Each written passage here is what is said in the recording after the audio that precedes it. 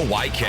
Onto the track, it is gone! It's gone! Revs Baseball is brought to you by People's Bank, Wellspan Sports Medicine, Shipley Energy, Maple Donuts, Broadway Transmission, Flying Feet, Dasher Investment Services, York Mitsubishi, Kochman Kunkel Insurance Group, Heritage Lawn and Landscape Care, Rudders, Pennsylvania Lottery, PSECU, Kona Ice, York County Bar Association, and by Downtown Inc. Swing and a deep drive to right field. Watch this one go. He fires. Game over. Base hit. It's a fair ball. Swing and a miss. He struck him out. He slides. He's in. Revs win it. Now, with the call of today's game, here's the voice of the York Revolution, Darrell Henry. Good evening, everyone, from People's Bank Park here in downtown York. Welcome to Game 3 of the 2019 Freedom Division Championship Series. Tonight, the series for the remainder, however long that may be, shifts to York, and it becomes a best of 3 with this series tied 1-1. Overall, it's a best of 5. It's a best of 3 as far as the remainder goes, and the Revs have home field advantage for that. Hi again, everybody. Darrell Henry alongside Brett Petrak. Welcome to Revs Playoff Baseball. It is back home. It is back in York for the first time since the Revs celebrated the 2017 championship win on September 29th of 2017. First home playoff game in almost 2 years to the day. And the Revs did get some business accomplished in Texas earlier this week, winning one of those 2 games. Of course, it was the first one on Tuesday night, an 8-1 win, and then suffering a Game 2 setback on Wednesday night, 5-2. But they went down there needing one, got one, and therefore, with the final 3 games being here in York, the Revs do essentially have home field advantage for that, needing to win 2 of these final 3. And we're going to jump ahead in the pregame tonight pretty quickly and get to Mace. That way we can carry the pregame introductions down on the field. But a lot of what went on in the first 2 games centered around walks. The Revs took their share and took advantage in Game 1. In Game 2, they issued way too many. They issued 9 in Game 2, and they were hurt by that. A game that featured just a combined 10 hits, 5 from each team, but Sugarland took advantage with the 1 big inning, the 4-run 5th, and that was all that they needed on an offensively challenged night for the Revs on Wednesday. And of course, coming in tonight, everybody wondering about the statuses of Melky Mesa, Josh Judy. Melky will not play tonight. He could potentially return tomorrow. Even that, though, may not be terribly likely. Sunday might be more likely if there is a Game 5. There is no break in the hand, but Mace will tell us what's going on with that coming up here shortly. Josh Judy, they don't expect to be back for this series either. He is touch and go with that groin strain, but again, we'll hear more from Mace about that coming up here in our next segment. The Revs tonight are also without Carlos Franco, something that they knew was going to be the case for about a month. Had to handle some government work to get his green card in order, and the Revs without him until tomorrow, so it is a bit thin as far as the depth goes here tonight. Not really an ideal situation at this time of year, but the Revs have risen above adversity all season long. They will try to do it again here tonight, and they have a pretty good one going to try to make that happen. Duke Von Schaman, 10-game winner. He makes the start here in Game 3. 10-7 with a 3.51 ERA this year. Righty Troy Scribner goes for Sugarland. He was 6-7 with an ERA of 3.68. Again, coming up on our pregame tonight, we'll hear from Mace on the Broadway Transmission Manager's Report. That is coming up next. And then we'll get you the player intros here from People's Bank Park as they introduce both teams to the lines here this evening. Stay tuned for that coming up here shortly as well. First pitch tonight is set for 6:30. Game 3 of the Division Series, a pivotal one. Revs trying to get the leg up, heading into the final 2 if necessary. Game 4 tomorrow night obviously will be necessary, but Revs trying to get the leg up here tonight in Game 3. right here on Sports Radio 98.9 FM and 1350 WOYK. Come celebrate the 55th Annual National Apple Harvest Festival. It's fun for all ages of hundreds of arts and crafts vendors, dozens of food vendors featuring anything and everything apple and hard cider, beer, wine, and distilled beverages, plus live entertainment on several stages around the festival grounds. Held October 5th and 6th and 12th and 13th, located in the heart of Apple Country, just 7 miles west of historic Gettysburg. Buy your tickets in advance on appleharvest.com and bring the entire family for a fun-filled day. Catch the Revs all season on Sports Radio 98.9 FM and 1350 WOYK. First in York, first in sports.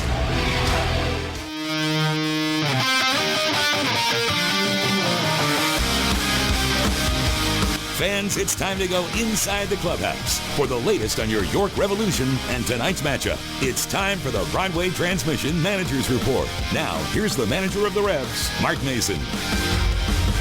All right, Mace, well, come home 1-1, and that's okay, but the cloud that was kind of hanging over everybody's head leaving Wednesday night was the status of Malky Mesa here a couple of days later. What can you tell us? Well, he was looked at yesterday by the medical people, and it's a hand contusion, so there's no fractures or nothing broken, but he's a lot better than he was yesterday, but I'm still going to say he's definitely not playing today, and I would say probably not tomorrow. If there is a Sunday game, then we'll see them, but I would say Sunday at the earliest right now. What about Josh Judy? That's another one that had to come out. Well, Josh is going to get evaluated tonight by the doctors when they get here, but my guess is going to be Josh will not be available the rest of this series, and then we'll have to wait and see, what they say if we go beyond this series, if he would be available next week. He was already down for a week when that happened Wednesday night, so I don't know. I think it's going to be touch and go for Josh, I think. Position player-wise, anyway, pretty unbelievable situation to be in at postseason time. What are you looking at tonight? I mean, I know what you're looking at tonight, but you can't afford anything else, obviously. No, I mean, actually, the only player on the bench tonight is Melky, and we know all he could do possibly would be pinch run for somebody at that point. Franco is getting some things done with the government for his green card, so he had to be up in Boston today, so he's only going to miss today's game, but I mean, we knew that a month ago. So, and once you get those things scheduled, once they tell you when you're supposed to be there, if you try to cancel that, I mean, that could hurt your chances of getting it or push it back 6 months. So now he had to go there. It's just unfortunate that during that month time, we lost Melky again, and Dotel as well. So that just makes it a little tougher. But so right now we have one bench guy for tonight, and hopefully everybody can stay healthy tonight. And if not, we'll be into pitchers. Well, I know, whenever extracurriculars are handled, you let your players take care of that. And Josh Smoker came in the other night, and Malky had been hit 3 times, and I guess it was 5 plate appearances at that point. So Josh went and did what he did. What did you make of the whole bench clearing incident and that wrinkle that has been added to this series? I mean, for me personally, I thought it was a joke. Melky got hit 3 times in 5 at-bats. We've been getting hit all year, and my pitcher comes in the game and he hits a guy. I mean, there's no reason for that. So I thought that was a joke. I thought it was a huge overreaction on their part. But that's what it is. I mean, guys don't like to get hit. I get that, but I mean, getting hit is part of the game. I mean, we know that better than anybody. I mean, look at the amount of players we've lost this year to injuries hit by pitch. So even if guys weren't season ending, a lot of guys were down 4, 5, 6 weeks. So it's part of the game, so I mean, I just really thought it was overblown, overreaction, and at that point, if there was going to be anything go on, I thought the umpiring crew totally mishandled it as well. I thought as soon as that ball was thrown, if anybody thought that was intentional or whatever it was, the home plate umpire should have ran right out in front of home plate and told the hitter, you go to first base, and warned both benches at that time. That stops it. And then at that point, anybody that leaves the dugout, that's an automatic ejection. You're warned, you're warned. If you come out of the dugout, you're gone. But, I mean, the umpiring, that was probably not their best look, the way they handled that night. And then it turned into 10 minutes or however long we were on the field. So, there were a lot of threats made out on the field, about killing people with bats and stuff like that. So, so now we're back home for the weekend, and we'll just see what transpires from here. Do you expect umpires to issue anything pregame tonight? I really hope not, because I will flip out. I won't make it. I won't make it to the start of the game if we get issued warnings to both benches. So that better not even be in the cards whatsoever. It should be take the field and play the game. If we're going to start issuing warnings before the game starts, to begin with, it eliminates a lot of ways that you can pitch. And in order to be able to be effective as a pitcher, I have to be able to pitch inside. So even when warnings are issued, that does not mean that we stay middle away the whole time. We can't. You cannot survive that way, and neither can their pitcher. So for me, you got to be in, you got to pitch inside, and if guys get hit, they get hit. I mean, that's just the way it is. I mean, warnings to both benches at this point, I think it would be ludicrous to do it, and I really hope that the league does not make that a stipulation going into tonight's game. All that stuff aside, it was really a tale of two nights, and the walk totals were a huge factor. Your win on Tuesday and then the defeat on Wednesday. Did you look at anything else, or did it start and end with that for you? I mean, that's exactly where it was. I mean, I thought we capitalized a little bit more on the walks that we received the first night, because we had a lot of hits that night too, so we were able to get a lot of hits. I mean, we had one bad inning down there, which turned out to be a bunch of walks, a wild pitch, and then one hit. I mean, basically to clean the bases off. So, and all that with 2 outs, which is really unfortunate. But, we talk about it all the time when you play down there, about the walks and the errors and how those things will eventually come and get you.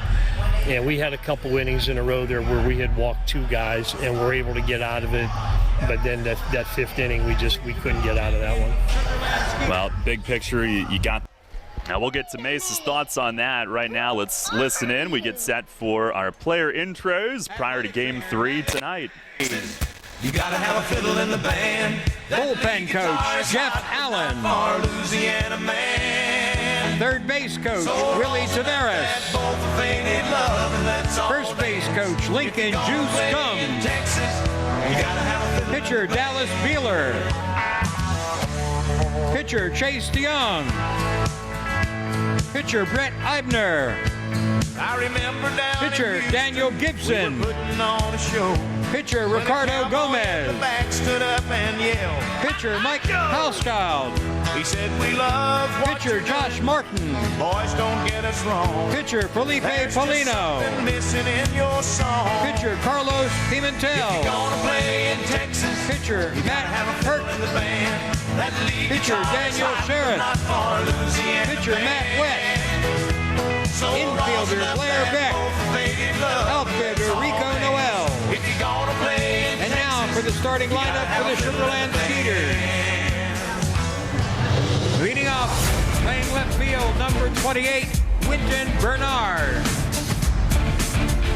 In center field, number 21, Anthony Giasante. In right field, number 17, Zach Borenstein. The designated hitter, number 29, Dennis Phipps. On first base, number 3, Albert Cordero. On third base, number 27, Juan Silverio. Catching, number 12, Cody Stanley. Shortstop, number 25, Jason Martinson. Second base, number 6, Javier Betancourt. starting pitcher, number 34, right-hander, Troy Scribner. The Sugarland Skeeters are managed by Pete Encavilla.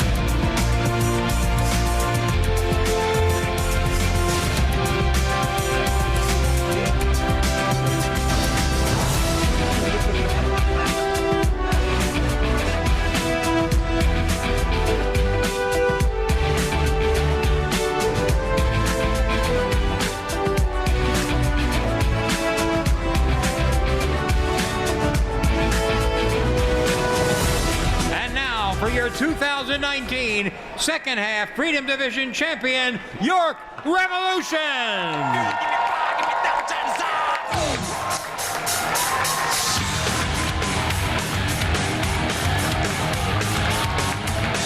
Clubhouse manager Garrett Coots. Athletic trainer Chong Choi. Bullpen coach Sandy De Leon.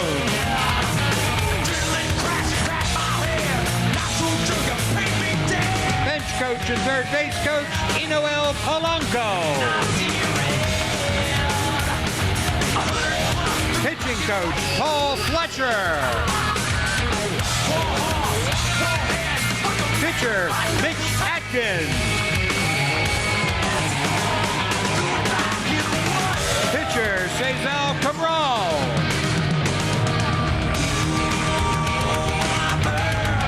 Pitcher Victor Capian. Pitcher Rob Carson. Pitcher Josh Judy. Pitcher Jamison McGrain. Pitcher Orlani Quiroz. Pitcher Josh Smoker. Pitcher Austin Steinfort. Pitcher Philip Walby. Pitcher Jake Welch.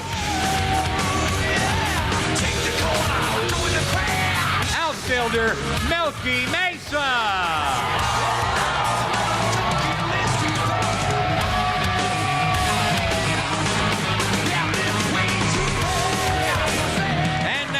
Starting lineup for your York Revolution.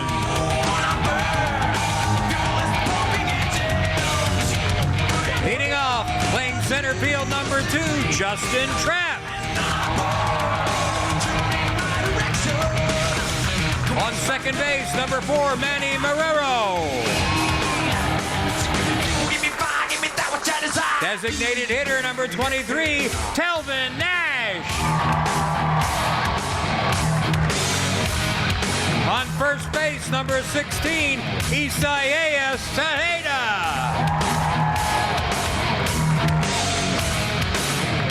At shortstop, number 17, Ryan Dent.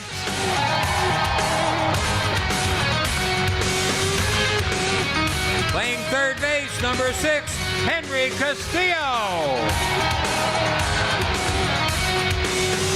Catcher number 33, James Skelton. In left field, number 7, Zach Sullivan. And in right field, number 10, Alvaro Rondon.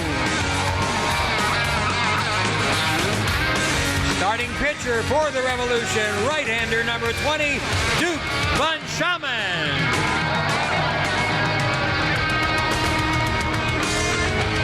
Number 11, Dan Miner.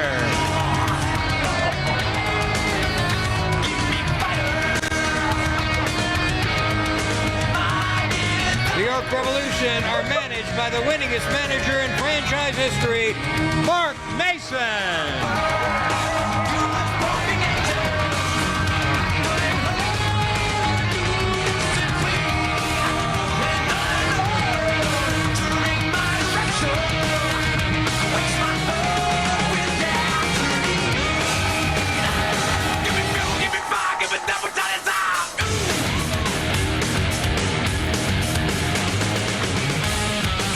this time, we ask that you please rise and remove all coverage for the presentation of our nation's flag in center field. Thanks to the assistance of local Little Leaguers and their families and members of the Boy Scout Birth of New Freedom Council. Ladies and gentlemen, our guest singer tonight is a candidate for York County Register of Wills, the past president of Rotary Club of York, and also a host family to York Revolution pitcher Josh Judy. Please welcome Brian Tate for the performance of our national anthem. Oh, say, can you see by the dawn's early light what so proudly we hailed at the twilight's last gleaming, whose broad stripes and bright stars through the perilous fight o'er the ramparts we watched were so gallantly streaming, and the rocket's red glare, the bombs bursting in air, gave proof through the night that our flag was still there. Oh, say does that star-spangled banner yet wave o'er the land of the free and the home of the brave.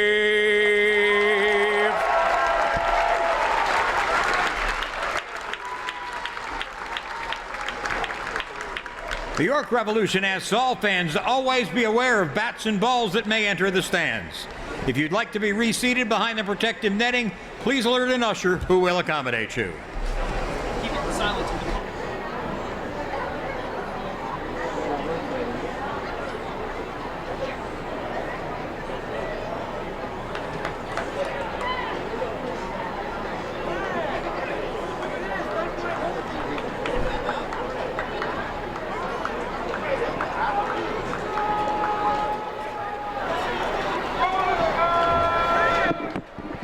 Now the player intros have taken place down on the field, just about set for baseball here tonight in Game 3 as the series shifts to York.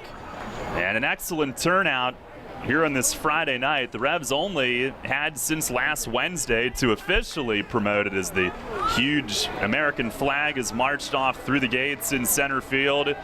Tell you what, it gives you chills at this time of year to see most of the bowl full. Only the ends are really having a lot of openings here tonight, and obviously you know what's at stake. The other thing that really gave you chills was the ovation that Melky Mesa got when he was called to the line as the only position player on the bench tonight. And Revs fans not too happy with what went on in Sugarland, nor should they be. They were angry to see him get knocked out of Game 2 and not be able to play tonight. He got, I think, the biggest ovation of anyone when he was called to the line this evening. And he'll join, unfortunately, for tonight anyway, Wellington Dotel, among others who have been part of the success all year but unable to take part tonight. Hopefully the Revs can get him back in tomorrow, and if not tomorrow, Sunday if necessary. Revs will be taking the field here momentarily. Let's wrap up the Broadway Transmission Manager's Report with Mays, talking about his team's feeling, his feeling, even with the short bench and the injury situations heading into Game 3 tonight. The one win down there, you have home field advantage coming back home now. Duke tonight. How do you feel? How's everybody in that clubhouse feel coming back home, having gotten that done? We're excited for the opportunity. I told him after the game on Wednesday night, I said, look, would it be great to get out of here 2-0, of course, but we did what we needed to do, which was get the split. And then we come home and we have a 3-game series now. And it's just like any other 3-game series at home. You want to try to win 2 out of 3. So that's the situation that we've put ourselves in. Now we just have to go out and play and do the things we need to do to win 2 of these 3 games. All right, Mace, thanks a lot. Good luck here tonight. Thank you. Revs taking the field here for Game 3 tonight. First home playoff game since winning it all back on September 29th, 2017, as Duke Von Schaman grabs the game ball. Once again, the starting lineups tonight brought to you by Flying Feet. For Sugarland, they will have Winton Bernard leading off in left field. Anthony Jansanti, center field, batting second. Zach Borenstein is in right field, hitting third. Cleanup man is the DH Dennis Phipps. Albert Cordero at first base hits fifth. Batting sixth and playing third base tonight is Juan Silverio. Cody Stanley will do the catching and hit seventh. Jason Martinson, shortstop, batting eighth. Javier Betancourt is at second base, batting ninth. Again, it's Bernard, Jansanti, Borenstein, Phipps, Cordero, Silverio, Stanley, Martinson, and Betancourt, with Troy Scribner making the start for them. For the Revs tonight, they will have Justin Trapp leading off in center. Manny Marrero, second base, bats second. Telvin Nash will DH and hit third. Cleanup man is Isaias Tejeda, who makes the start at first base. Ryan Dent up to the fifth spot and playing shortstop. Henry Castillo will bat sixth and play third base. James Skelton does the catching, hitting seventh. Zach Sullivan in left field bats eighth. Alvaro Rondon is forced into right field duty tonight, and he will hit ninth. Again, it's Trapp, Marrero, Nash, Tejeda, Dent, Castillo, Skelton, Sullivan, and Rondon for the Revs, with Duke Von Schaman making the start in Game 3. We welcome Brett Petrak in. Brett was on that giant flag in center, and said, Brett, this time of year it gives you chills, the atmosphere here in the park, and the thing that did it for me was the ovation that Melky got tonight. That was outstanding. I heard that too as well, and that was unbelievable. The walk from center field to the press box gave me chills, and there's nowhere I'd rather be. I am hype. Here we go.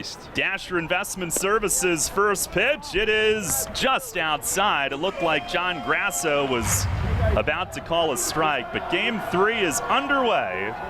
6:35 our start tonight. Here's the wind, the 1-0 to Bernard, and a fastball. That one is over for a strike, and that'll even things up.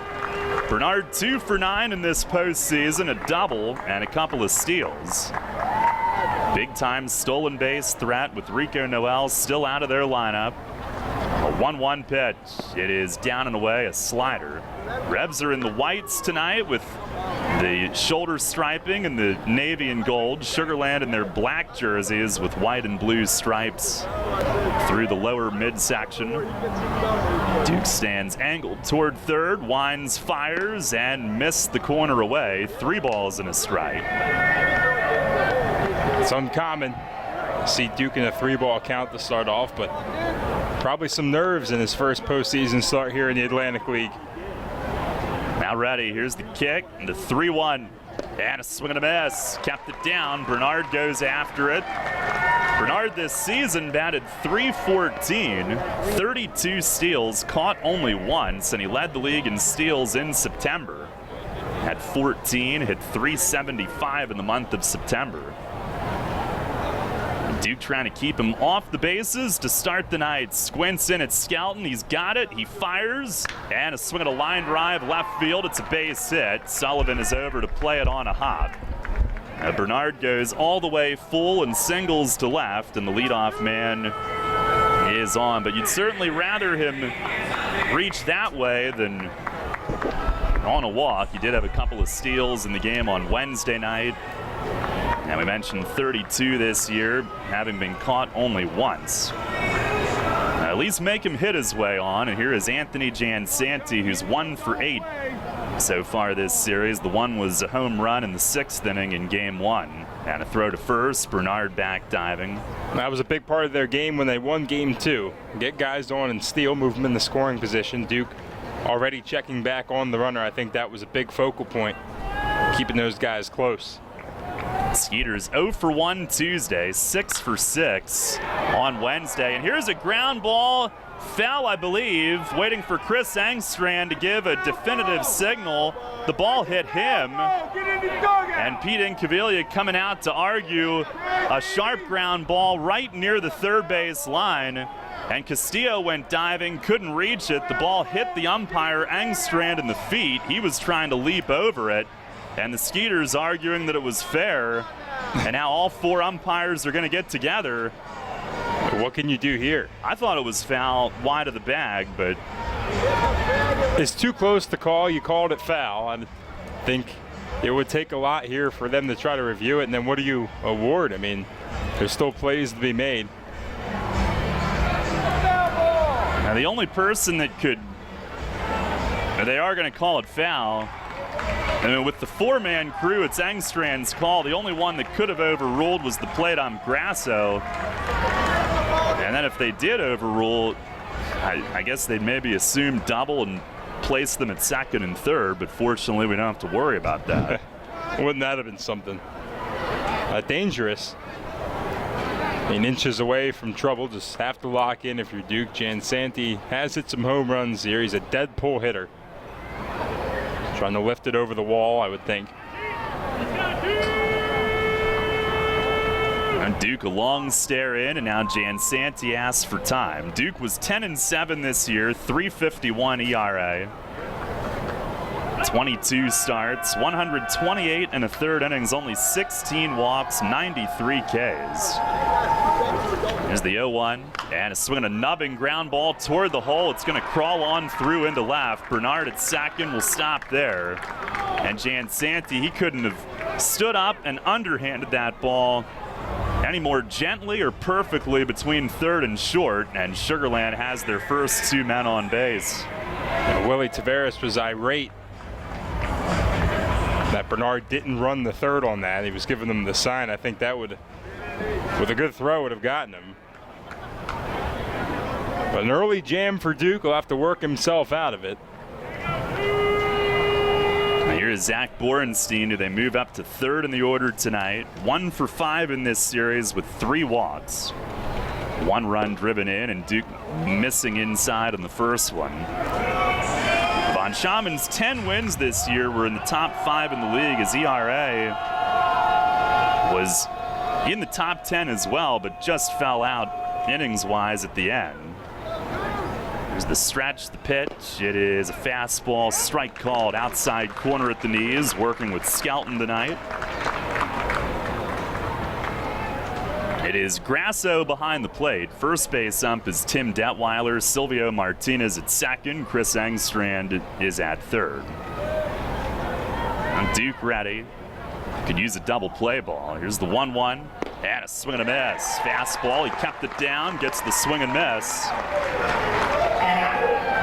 By the way, field looks gorgeous. Chris Carbaugh and his crew, they've got the 2019 playoffs logo painted on each side. New pattern cut into the grass. And they could put it on here, try for the double steal with the 1-2 count.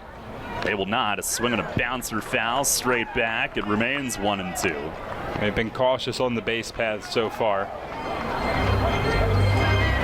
A big opportunity here, double play as you said, but you take the strikeout. Just have to get that all important first out here. Work your way through if you're Duke. Against Sugarland this year, he was 1-1, 4.32 ERA in 3 starts. He sets and fires, and a fastball in tight, 2-2. Come on, Duke, throw him a chair here, throw him a chair. All those starts that he made against Sugarland were at home.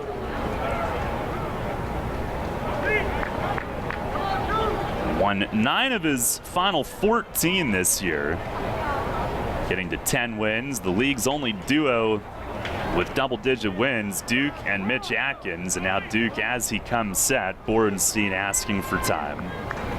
He and Skelton are pretty methodical here in the early going as far as getting together on signs. Runner at second complicating that. First and second, no outs, 2-2. It is swung on, fouled off over the left field foul side over the roof. 2-2 it remains.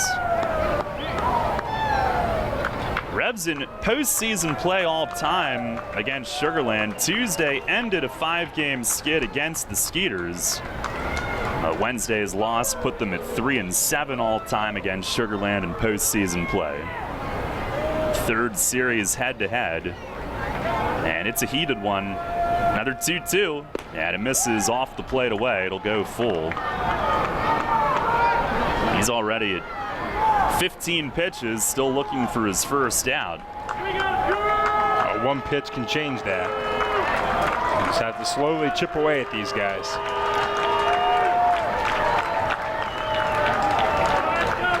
Time is asked for again. It's a mental game here with Duke and these Sugarland batters. They're trying to throw them off. Now ready. And the payoff pitch. Swinging a bouncing ball right side. Marrero to his left. Peeks at second. The only play, though, is on to first. Makes the short throw to Tejeda. Borenstein chops out. Both runners advance. It'll be second and third with one away. He got the job done for his team, but smart to Marrero. If you only have one out, don't force it to second. We've seen plenty of times this year. I mean, look at Sugarland on Monday with the errors really killing them, or Tuesday, I should say, with the errors really being a problem. Just make the plays you need to make, and a big first out. Go after a guy that has a lot of power but can strike out as well in Phipps. Phipps 2 for 7 so far this series. First pitch, a swing and a ground ball to third. Backhanded by Castillo, just foul. That was really close. And right behind the bag, going over toward foul territory, Chris Engstrand calls it foul right away. And that was a broken bat for Phipps. Silverio bringing him some new lumber. If that thing was inches fair, it completely froze Bernard at third. Would have taken a great throw. Obviously, Phipps not a strong runner, but where he was, good throw. Might have got the out there with the runner not advancing. Second and third, one out. You're just underway tonight. Duke stretch. And the 0-1. It is swung on and missed. He goes up high with the fastball, and Phipps went up there with him. That's a great pitch there from Duke. He was way late. Decided too late to swing at that one, and now he's in control. And what's he do here?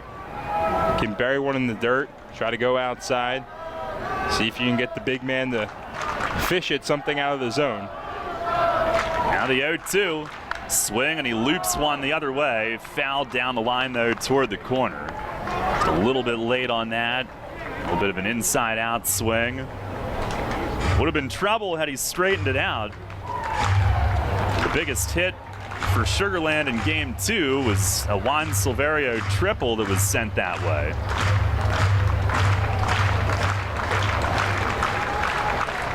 Now 0-2 it remains. The stretch from Von Schaman. He kicks, fires, breaking ball, bounce foul over by the third base dugout.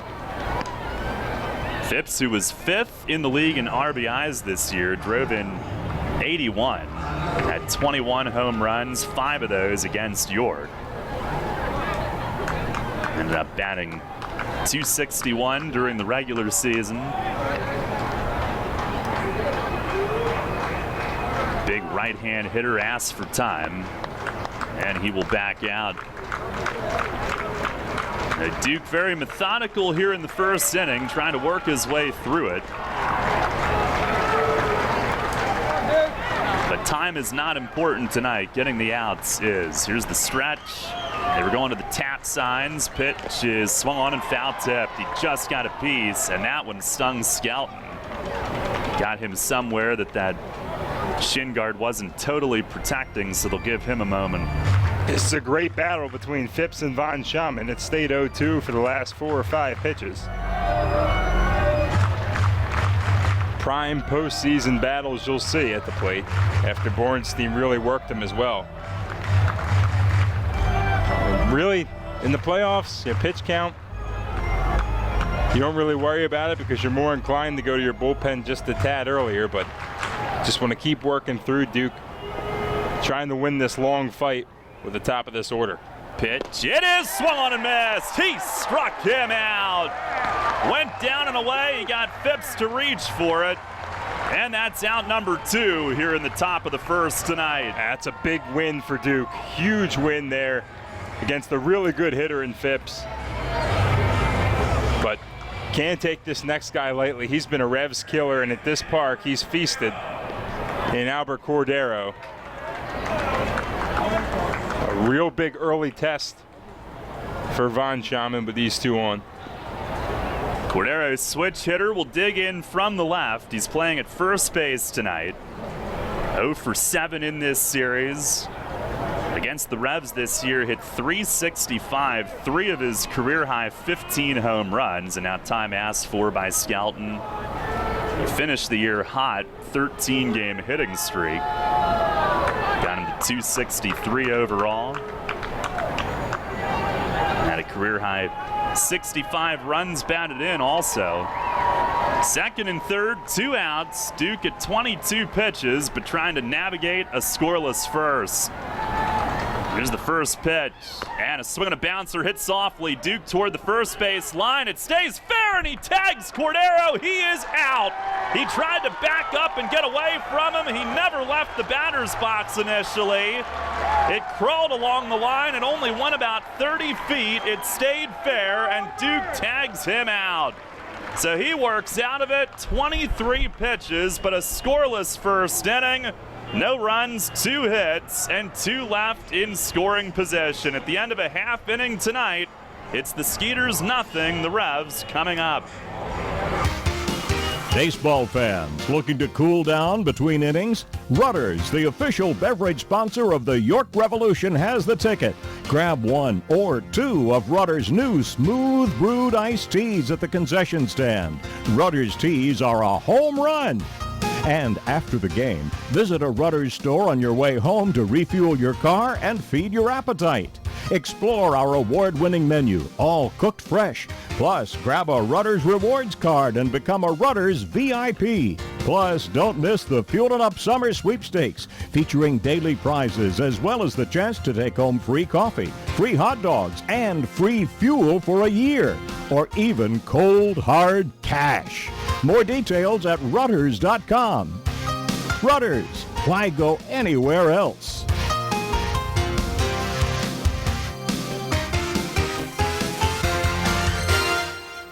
Downtown's ready. Are you? The Revs play here. Sports Radio 98.9 FM and 1350 WOYK, York.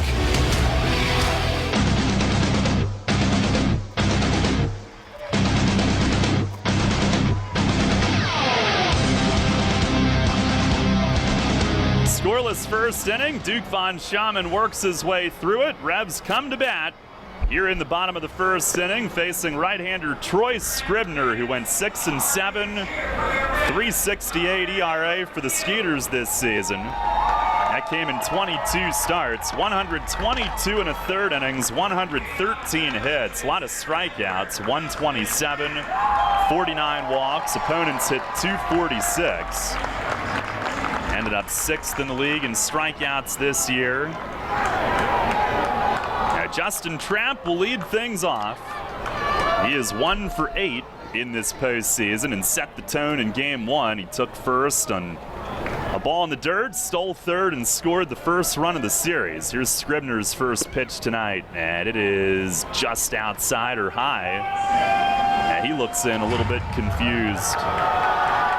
Leans forward as he gets the sign, kicks, delivers, and a swing and a miss. Trapp attacking the next one, and it's a ball and a strike. Scribner pretty compact with the delivery. 6'3" righty. He does bring it straight overhand, right over the top. A 1-1 and a half swing. Trapp went too far on the appeal to first. A cutter or a slider got him to cross, and it's 1-2. Marrero and Nash will follow tonight here in the first inning. Revs have batted just 185 through 2 games, but have outscored Sugarland 10-6. Here's the wind, the pitch, And a swing and a pop-up, shallow right. Borenstein coming in toward the line. A long run, and he runs it down, makes a one-hand basket grab. Had to cover some acreage coming in toward the line in shallow right. Trap retired for the first out. A tougher play than it may have seemed off the bat, but a good running play from Borenstein. This is a good pitcher in Scribner. His stats very aligned with Duke as far as the innings pitched, the hits allowed. He does walk more. About 50 walks in 122 innings, and control, as you saw in Game 2, is paramount in the playoffs. Here is Marrero, who takes the first pitch strike. Marrero, switch hitter, batting left. He is 0 for 4 in this series. There's the 0-1, and that misses high. He did not play Game 1. He was in there in Game 2. In the regular season, hit safely in 7 of the 9 games in which he played for York. The 1-1. Change up, that is just high or outside. 2 balls and a strike. The wind and the pitch. Swing and a miss. Fastball down. Actually a foul tip in and out of the mitt. 2-2. Scribner's last start, he went 6 shutout innings against Southern Maryland. His final regular season outing. Coming off a good one to end his year. He fires, and a swing and a miss. He goes up in the strike zone. Only 85, but looks like he hides it well with that delivery and goes 2 up, 2 down. And guys always do it in different ways. Scribner mixing locations, mixing speeds, and as you said, has great deception. This is the guy that's going to have to be the catalyst today. Telvin Nash had a monster first game, cooled off in Game 2. But the more than likely player of the year in this league, big spot for him in front of his home fans. 2 for 6 this postseason. Huge homer in Game 1, and Scribner goes up and in on him and misses with the first one. Nash just staring back at him. Telvin has walked 3 times in this series. All of those were in Game 1. 1-0. Swing and a foul tip. He had a rip at that, and it glances off the face mask of Stanley. Mace talked about pregame how during the skirmish in Game 2, certain players were threatening to kill other players with their bat, and that's when things really took off. It was total garbage Wednesday night. Pitch to Nash is slammed to the gap in right center field. That's down for a hit and extra bases. He rounds first and on his way to second, in with a stand-up double. A hanging breaking ball, and he pounds it to the gap in right center field. I love to see that early. Telvin Nash setting the tone. 2 out, double rolling that to the wall, giving the best hitter for average in the Atlantic League in the regular season a chance to knock him in. And all the skirmish and the extracurricular activities pale in comparison to the actual play. Nash doesn't need to fight or use harsh words. He'll just beat you that way. Now here is Isaias Tejeda. He was the catcher Wednesday night. Some of those threats were directed at him. Trying to drive in Telvin, and he takes the first one down low. He's 0 for 6 in this postseason, but does have an RBI and has reached 3 times on walks. Became the second player in Revs history to win the batting title this year. Hit .348. Joining Justin Green back in 2014, who took home the title. Play him to pull. Pitch is inside, but called a strike. And it's 1-1. No score, first inning. Tejeda trying to put the Revs up early. Tell you what, the energy in this place was unmatched the previous 2 nights. It is bubbling over here from the get-go. The pitch, it is swung on, line to left field. It is past Bernard, going back to the wall. Nash around third to score. Tejeda digging for two, and he slides in with a double. And the Revs have struck first here in Game 3. Tejeda with a bullet to left field. It is 1-0 York. Now you feel that energy now. The 1-0 lead for York, all with 2 outs here. Back-to-back doubles. These two have done it time and time again all year. Telvin Nash, Isaias Tejeda in the middle of the lineup coming through yet again. And boy, is it sweet to play with a lead here in the postseason. Duke von Schaman worked out of a big jam, and the Revs rally with 2 outs, and they strike first. 1-0, and here's Ryan Dent. First pitch from Scribner is up and in. There is definitely an emotional feel to it tonight. And the Revs coming back home, one of their big guns taken out of the lineup Wednesday night. That has fueled the fire, I think, for this fan base. Quick pitch, and Dent swings, and he skies it to right. Borenstein coming in. Second baseman Betancourt is out. He's the one to call for it and makes the grab to end the inning. But the Revs have struck first. Tejeda with a bullet to left that Bernard tried to backhand and whiffed on it.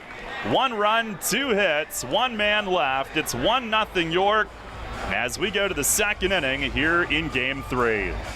If you build it, he will come. So the famous line goes in the classic baseball movie Field of Dreams. Well, at Brooks Huff Tire and Auto Center, we did just that. We built a family-owned, friendly, clean, state-of-the-art, multi-location tire and auto repair business that covers all 4 corners of York County. Go the distance. For over 75 years, Brooks Huff has been serving its customers and stands behind its work nationwide for 24 months through the Goodyear Tire Service Network and the Napa Auto Care Program. Ease his pain. Unexpected vehicle repairs can hurt the family budget, but our preferred customer card offers special deals, rebates, and up to 6 months no interest payments on many services. And now till the end of September, get up to $225 back on a set of 4 select Goodyear tires. People will come, Ray. Come visit Brooks Huff at our Shrewsbury, Leader Heights, Hanover, and Manchester, Pennsylvania stores before the offer disappears into the cornfield, or visit us on the web at www.brookshuff.com. Fall is here. At Maple Donuts, the aromas of freshly baked pumpkin donuts, pumpkin fritters, and cappuccino are in the air. A Maple Donut pumpkin cream donut topped with cinnamon is the perfect way to start your day. And the tasty s'mores donut is back for the fall season. You'll love this chocolate cream-filled donut with creamy marshmallow sprinkled with graham crackers and drizzled with chocolate. Any time is the right time for Maple Donuts. At Maple Donuts, they know a thing or two about donuts. Cannonball Charlie's ready. Are you? The Revs play here. Sports Radio 98.9 FM and 1350 WOYK, York.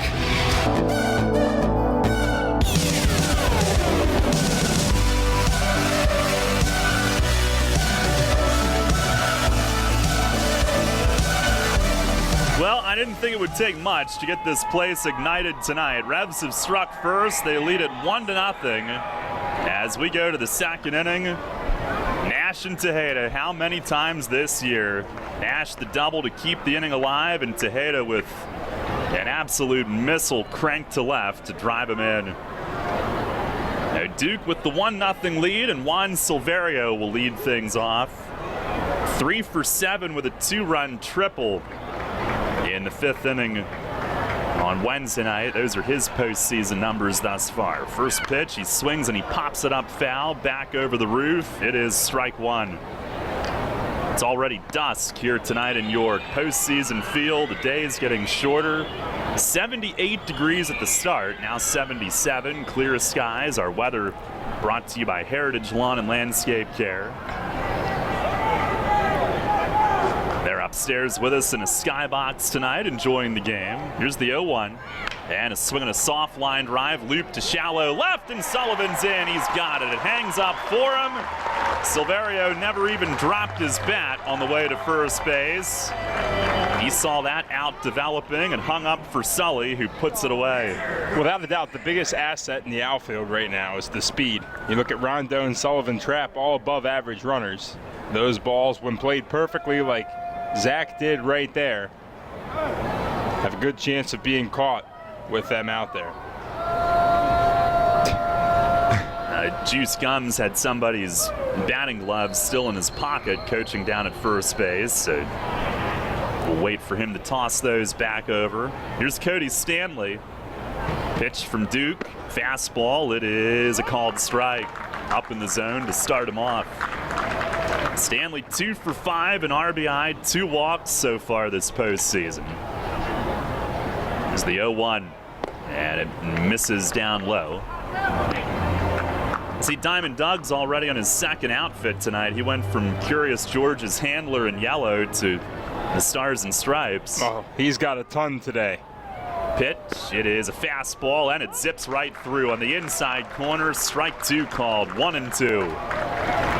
He's the biggest hype man in this whole entire league, Diamond Doug, and he won't have any trouble getting these fans more excited because they're already into it, and we're not even an inning and a half in. Now swinging a pop fly, shallow left center. Sullivan sees it. He's camped under it waiting and makes the grab. 2 down here in the second inning. It's that time of night where when it goes up, you want to make certain you keep your eyes on it, and he did see it all the way. And one of the things he was doing in the first 2 games that some of our season ticket holders were talking about was catching the ball with 2 hands. You don't see that all the time too often in this league. A lot of people just use one, but Zach didn't do it there, but a lot of times in those first 2 games got the 2 hands under it for the squeeze. Very comfortable in left field. Now Jason Martinson, first pitch swinging and a high drive to deep left center, and the game is tied 1-1 as Martinson goes yard. The Skeeters with their second home run of this series, and that is his first hit in 7 at-bats. It is a 1-1 score. Out to the right of the edge of the arch nemesis, so Sugarland has answered here early. Martinson, who got hit in the ribs the other night when the Revs had had enough of Melky Mesa getting hit 3 times in 5 plate appearances. Martinson was the next one up. And this time does it with his bat and ties things early. 1-1, here is Javier Betancourt. He is 2 for 7 so far this postseason. He takes the first pitch strike. One of the things that Mitch Atkins did Tuesday night after the other home run that they hit, he went right back and did his job, didn't bat an eye. Duke will look to do the same. Only 1 run. He fires, and a swing and a pop-up foul coming straight back. And he's ahead 0-2. Man, this wasn't going to be an easy game. There's going to be back and forth shots to go around for both these teams. The Duke just has to settle in after that one. Base is empty, 2 outs here in the second inning. The wind and the pitch. And a swing and a miss. Sinker got him. He strikes out Betancourt to end the inning. So he comes right back after the home run. Makes quick work of the next hitter. 1 run, 1 hit. Nobody left. We go to the bottom of the second inning. It's a 1-1 game here in Game 3. Are you one of the many people that has a 401k that is eligible to roll over, but you just haven't done it yet? Maybe you're not sure where was the best place to put it. I'm Tom Dasher of Tom Dasher Investment Services. I specialize in helping you getting your 401k and IRA money parked in the best place for you. So if you haven't rolled your 401k yet, or if you're not satisfied with your IRA, call me for a consultation at 487-2096. That's 487-2096. And check out my website at tomdasher.com. There's a lot of talk out there about good health care. We all want a good plan. But step outside and take a good look at all those beautiful trees and shrubs in your yard. Do you have a plan to maintain their good health? Heritage Lawn and Landscape Care has a veteran staff of 12 fully licensed and trained tree health care professionals to rely on, including 10 certified arborists and 3 PA certified horticulturalists. So don't let your trees and shrubs fend for themselves against Mother Nature. Visit heritagelawnandlandscape.com and get world-class care right in your backyard. Sports injury? Walk into WellSpan Urgent Orthopedics for immediate care. No appointment is ever needed. Our orthopedic and sports medicine specialists are here to treat you. Visit wellspan.org/urgent orthopedics today for hours at our York and Hanover locations. The York Revolution plays here. Sports Radio 98.9 FM and 1350 WOYK. First in York, first in sports.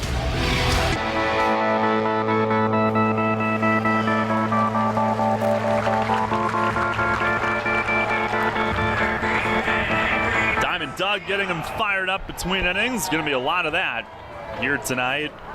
1-1 our score. We go to the bottom of the second inning. Henry Castillo will lead things off.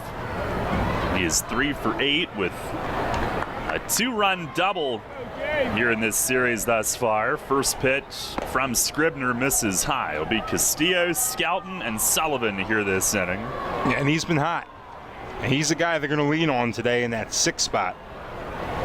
1-0. It is below the knee. Well, I thought. Delayed strike call. Never mind. 1-1. The unit is being used here tonight. It's the 1-1 pitch. And that misses inside. He flinches back. Scribner, who began this year at AAA Reno in the Diamondbacks system, made just one start. Was released by Arizona. Now he started his windup, but something caused him to stop.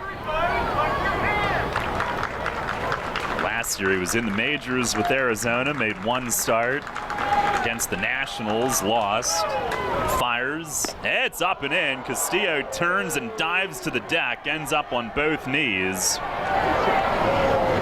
I did not see any warnings issued pregame, and Mays had some pretty pointed comments on our show saying that there better not be or he won't make it to first pitch tonight.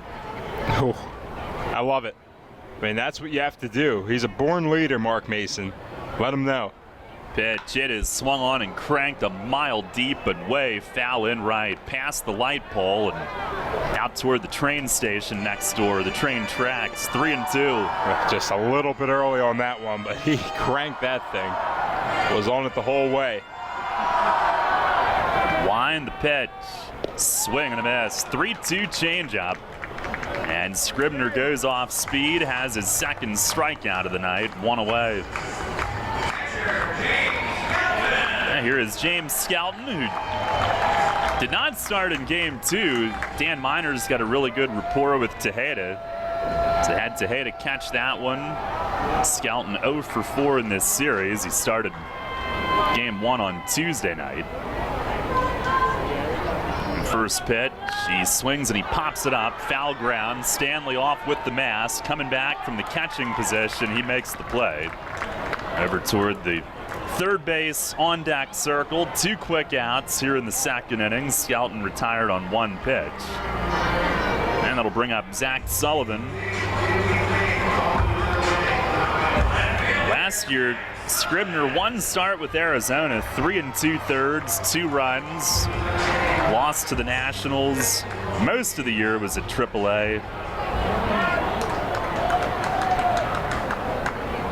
Here's the first pitch to Sullivan. It's way high. He actually made his big league debut with the Angels in 2017. 10 outings, 4 starts, 2-1 with a 4.18 ERA that year. The 1-0 and a swing and a miss. Sullivan 0 for 6 in this series, but has a sac bunt and has reached on a walk. 1-1 our score. 1-1 pitch, swing and a miss. He doesn't get cheated on his swings. I was going to say, if he can connect on one of these, we saw what happened in that game against Lancaster, the regular series finale or season finale. 1-2, and he leaves it up high. And Scribner drops the throw back to him. I think Zach had some patient at bats in Sugarland, worked the walk, and when asked to drop down the sac bunt, he got it down perfectly. Just has to keep doing those little things, figure it out. 2-2, and a swing and a miss. Scribner went up high, strikes him out swinging. A 1-2-3 second inning with a pair of strikeouts. And we'll go to the third here tonight. Revs and Skeeters tied 1-1 here in Game 3. The malls and the internet are filled with places that sell running gear. But where do you go for performance track and field gear, technical help, and reasonable pricing? Flying feet. Flying Feet Sports Shoes' reputation is widely known. They've been outfitting beginners to nationally ranked runners for more than 30 years, and their selection of brands and models is unmatched anywhere in Central PA. Training shoes, track spikes, specialty shoes for all field events. If Flying Feet doesn't carry it, then you probably don't need it. All this at prices that will pleasantly surprise you. Flying Feet's entire staff is knowledgeable of what you need. Beginners and pros come away from Flying Feet with the right advice and the right shoe for their needs. And that applies to the needed accessories. Replacement spike elements of all sizes, shot and discus implements, running apparel and sports tights, and Under Armour performance apparel for specialty track and field equipment and the know-how without the specialty store prices. Flying Feet. Just off exit 18 of I-83 on Mount Rose Avenue next to Battery Warehouse in York. Picking one thing over the other can be hard. Toast or avocado toast? Ooh, 4 or 5-inch heels. But with Pick Games from the Pennsylvania Lottery, drawn twice daily, picking's as easy as 2, 3, 4, or 5. Plus, add Wild Ball to any Pick Game for even more chances to win. It's simple. Hey, what'll it be? Give me a pick 2, please. Oh, and add Wild Ball. I'm feeling pretty lucky. Play Pick Games today from the Pennsylvania Lottery. Must be 18 or older. Please play responsibly. Benefits older Pennsylvanians every day. Downtown's ready. Are you? The Revs play here. Sports Radio 98.9 FM and 1350 WOYK, York.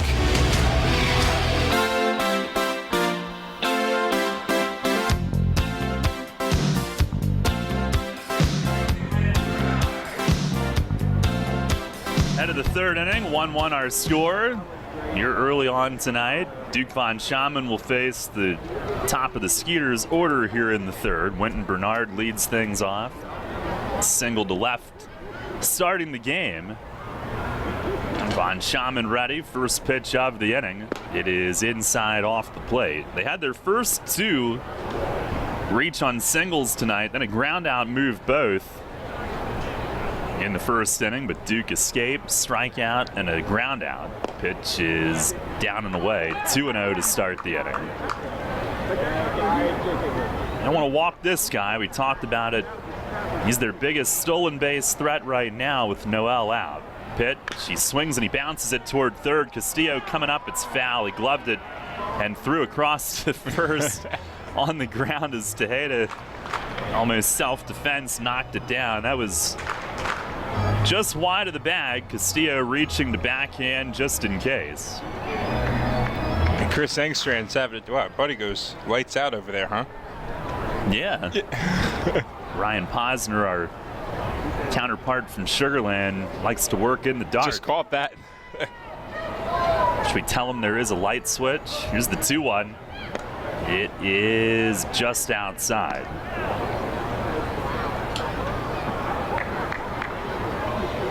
I do that in High Point, but I'm looking through like 4 windows. Yeah. Reinforced glass. Just swinging a high fly toward the line and right. Rondon doesn't see it. It carries deep toward the corner, and it lands fair. And it one-hops the wall. Bernard around second, on his way to third. Rondon throws it all the way from the corner to third on one hop. But Bernard is at third base standing. It's a triple.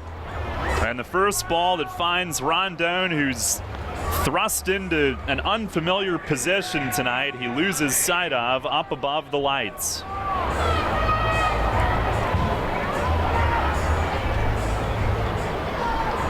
Sugarland, a runner at third with nobody out, looking to take their first lead of this game. And here's Jan Santee, and with no outs in the inning, Revs will concede the run and play the infield back. First pitch is just off the plate away. Jan Santee, who singled his first time up.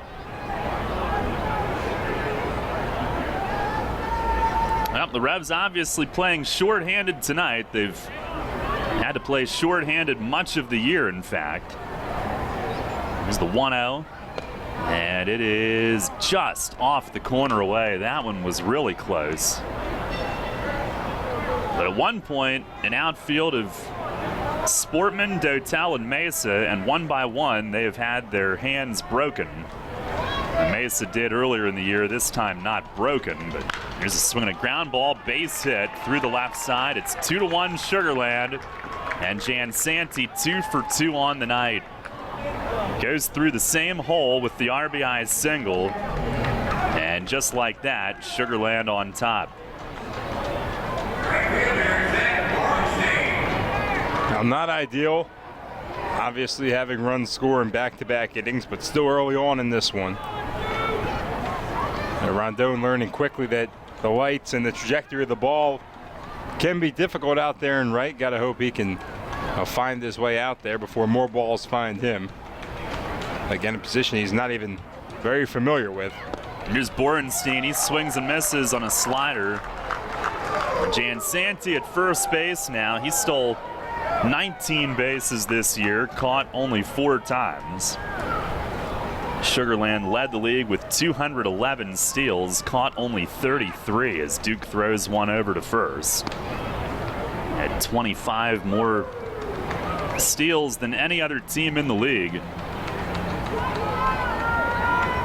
They have 5 base hits here in the first 3 innings. Pitch is down and in. And it's 1 ball and 1 strike. Borenstein a ground out to second his first time up. It could have been productive. It advanced both runners, but Duke worked out of it unscathed in that first inning. 1-1. Swinging a line drive to right center field. That's a hit in the gap.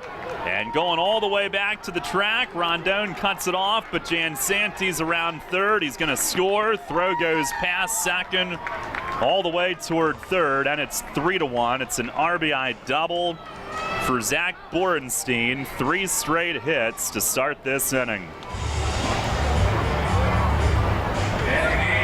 Sugarland with 3 unanswered. And 2 so far this inning on 3 consecutive hits. And here comes Dennis Phipps. Struck out his first time up.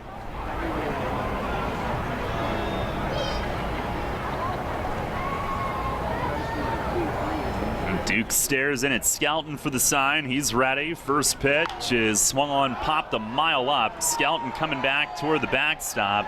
And out of room, that one lands back in the seats.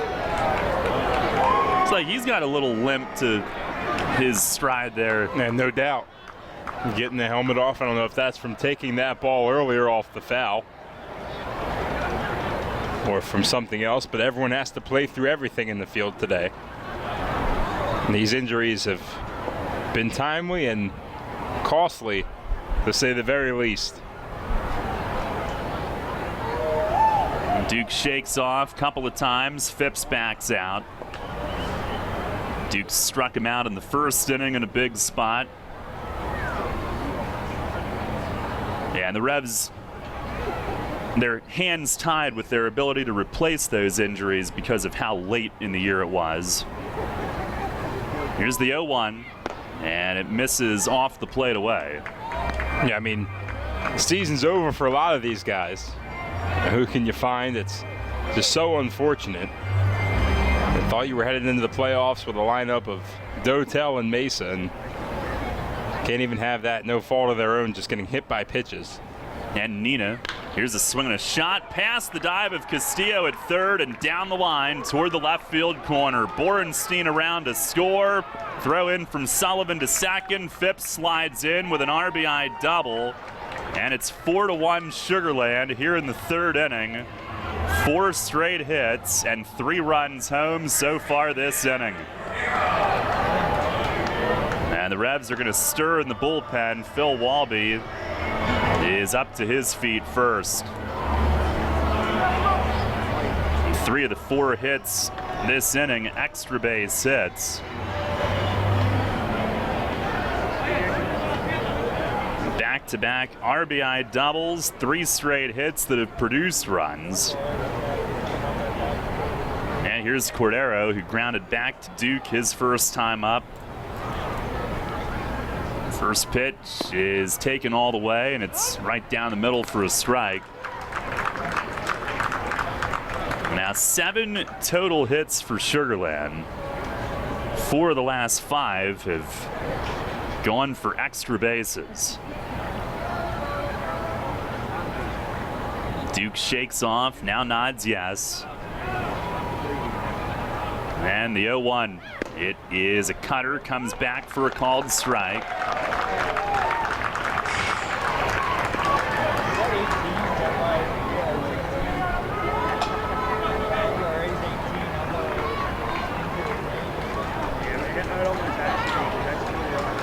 Still looking for his first out this inning. The 2-strike pitch, a swing and a pop-up, should have it here.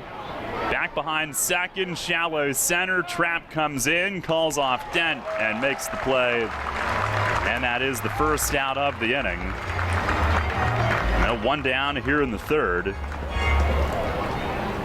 The Skeeters have taken the crowd out of it a little bit as well, but there's a lot of game left tonight. Every run could be huge, so Duke trying to stop the bleeding. Not let that runner at second with no outs be a gimme. Now 1 out, and here is Juan Silverio, who lined out to left his first time.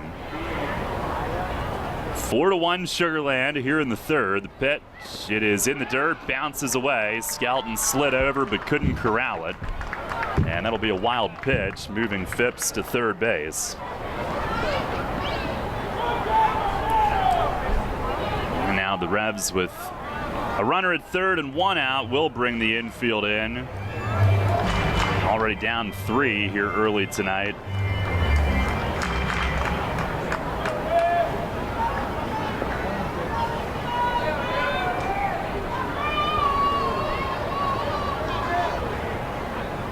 Duke escaped one of these in the first inning. He'll try to do it again and keep it where it is. Here's the 1-0. Swing and a drive the other way. Deep right field. Rondon is back. It carries up off the wall. Phipps will score. Silverio into second, in ahead of the throw standing. It's an RBI double, and it is now 5-1. Another extra base hit, and it's going to be an early lift for Duke tonight. Been so good all year, so consistent, but the Skeeters have gotten to him early in this one, and Mace, on his way to the mound, will make the early move. A pitching change brought to you by Maple Donuts. Just did not have it tonight. And Sugarland with their 8th hit here in the first 3 innings. The pitching change brought to you by Maple Donuts as Phil Walby comes in here early. 5-1, Sugarland in front. Back in a moment. Money and business are essential to the strength of a community. So is cheering and celebration and music and fun. That's why York Revolution games, concerts, youth sports, special events, and more happen at a place called People's Bank Park. People's Bank has been serving York County for more than 150 years. Always cheering, always celebrating, always committed to the things that make York County great. And to you having a great time at People's Bank Park. People's Bank, member FDIC, equal housing lender. Remember rushing to the newspaper in the morning to read all about that Revs game from the night before? Was it? Yeah, that was a long time ago. We barely remember that too. Sports Radio 1350 is your home for local sports, and we're taking care of that news void in your life. Get your York Revolution game articles delivered right to your inbox every morning, courtesy of WOYK. Simply log on to YorkRevolution.com and click to sign up to receive daily game recaps right to your inbox. Keep up to date every day as the York Revolution go for another Atlantic League title. We're your source for local sports. Sports Radio 1350 WOYK. First in York, first in sports. Wealth is the ability to feed 100 stray dogs. Turn empty parking lots into playgrounds. Watch your child walk down the aisle. As Henry David Thoreau once said, wealth is the ability to fully experience life. At Smith Wealth Advisory Group, we help our clients identify their ambitions, dreams, and financial goals and develop actionable plans to pursue their passions and interests. Let our wealth of knowledge about wealth help you fully experience life. Visit us at smithwealthadvisory.com. Janney Montgomery Scott LLC, member NYSE, FINRA, and SIPC. Catch the Revs all season on Sports Radio 98.9 FM and 1350 WOYK. First in York, first in sports.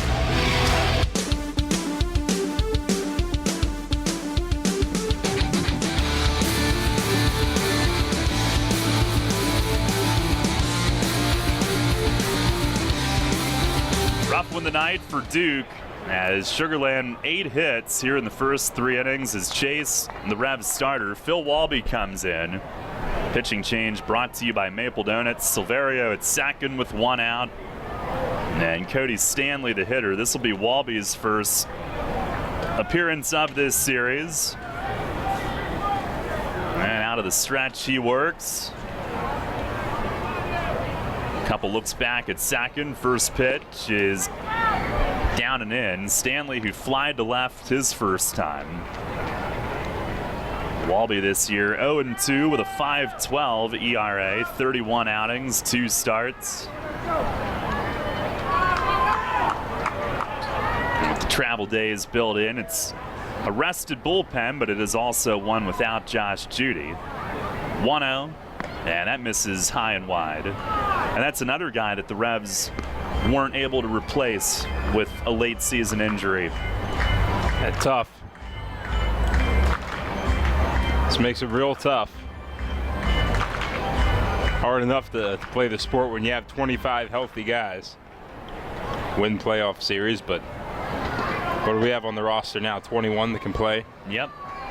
Tried to force him back and re-aggravated it. The 2-0, it is off the plate away. Walby missing with his first 3, does have first base open. Jason Martinson is on deck. He homered last inning to get Sugarland on the board.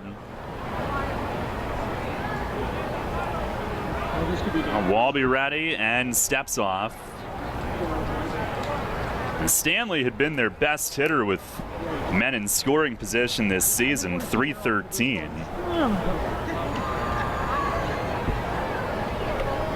Skeeters were 3rd in the league in overall hitting, 2nd in runs. Pitched to him, a big swing and a miss. Pulled off a fastball that Walby kept down and away from him.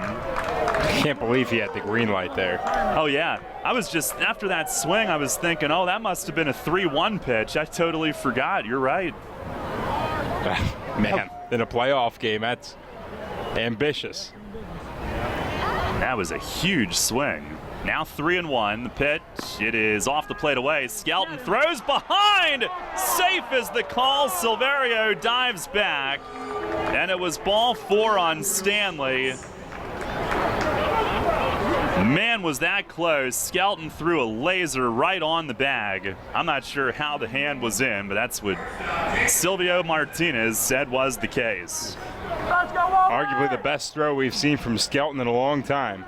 Not that they have been bad, but that one was just right on the money. And the crowd's starting to try to fight back into it. It's been a tough inning, no doubt about that, but you're looking at a plethora of outs still to play with, 21 to be exact. A lot can happen in this great sport of baseball. Here's Martinson, broken bat, flare into left. It's a base hit. They'll stop Silverio at 3rd. Sullivan throws in, and they're loaded. Skeeters already in the midst of their 2nd 4-run inning. It has many games. And now they have their 9th base hit. That'll load the bases with 1 out for Javier Betancourt.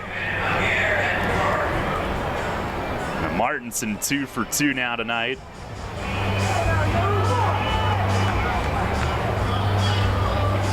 That was their 6th hit this inning. 7 of the first 8 have reached. And here is Betancourt with him loaded. He struck out swinging his first time tonight. Revs down 5-1 in the 3rd. Pitch from Walby, a high chop, base hit, left field. Silverio scores. Stanley slips, almost running through the stop sign. A flip back to 3rd, and they got him. Castillo cut off the throw, flipped it to Dent, who came over to cover 3rd from short. And Stanley, who was given the stop sign, slipped and went down and could not get back. That's how they get the 2nd out of the inning. But a 5th run has scored to make it 6-1 on a high chop that went way over the head of Castillo and into left for another hit. Sometimes things just all go right. And that one, had Castillo been playing normal depth, could have been a double play ball, but with the infield in, just got that thing high enough. Work to be done. Yeah. They're now 6-1, a 5-run inning. Here's Bernard, top of the order. First pitch is over for a strike. First and second with 2 outs. Bernard, who started this inning with a triple that Rondon lost sight of up above the lights in right. And he also singled in the first, so he is 2 for 2 tonight. Walby sets and fires and misses down low. Skelton came up out of his squat, staring Betancourt back at first base. That is now 10 hits for Sugarland here in the first 3 innings tonight. Just as fast as it can get out of hand, the Revs can do the same thing. They've showed the ability to do that, just have to get it going. Time is asked for at home plate.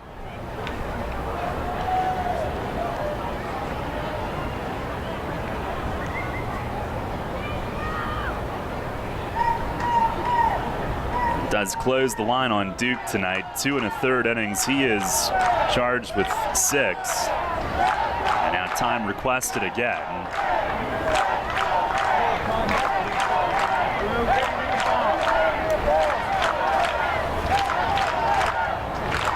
That's the most runs that he's allowed all year. He's been so consistent. 1-1, swing and a miss. Good sinker there from Walby to get ahead.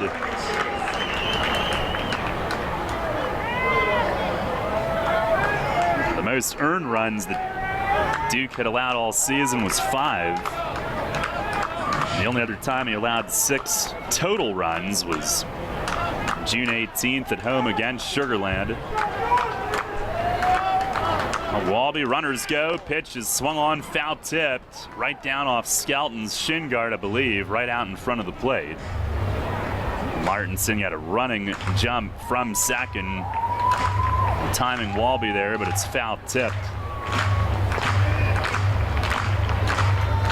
1-2 it remains.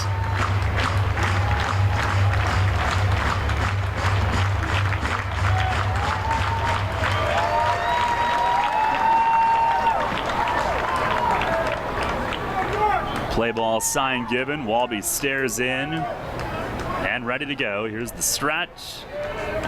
Couple looks back, another 1-2, and it's down and away. Skelton moving over in front of that one. On our York Mitsubishi out-of-town scoreboard, Game 3 of the Liberty Series tonight at Long Island. Ducks lead High Point 2-0 at the end of 3. They are trying to clinch it tonight and clinch a 4th straight trip to the league final. Seth Simmons against Joe Van Meter tonight in Game 3. Walby ready. The 2-2, and that's down in the dirt. Skelton in front of that one to block it. Runners will have a head start. 3-2 with 2 outs. By the way, we know we will be here tomorrow night, 6:30 for Game 4. Revs a lot of work to do here in Game 3, but still early. Walby trying to stop the bleeding here.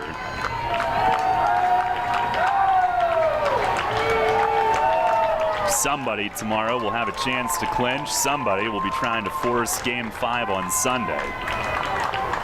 Runners will go. Payoff pitch is swung on and missed. Took some off and strikes out Bernard swinging to end the inning. But Sugarland sends 10 men to the plate. They score 5 in the inning on 7 hits. No errors, 2 men left. Work to be done. We go to the bottom of the 3rd. Revs trailing 6-1.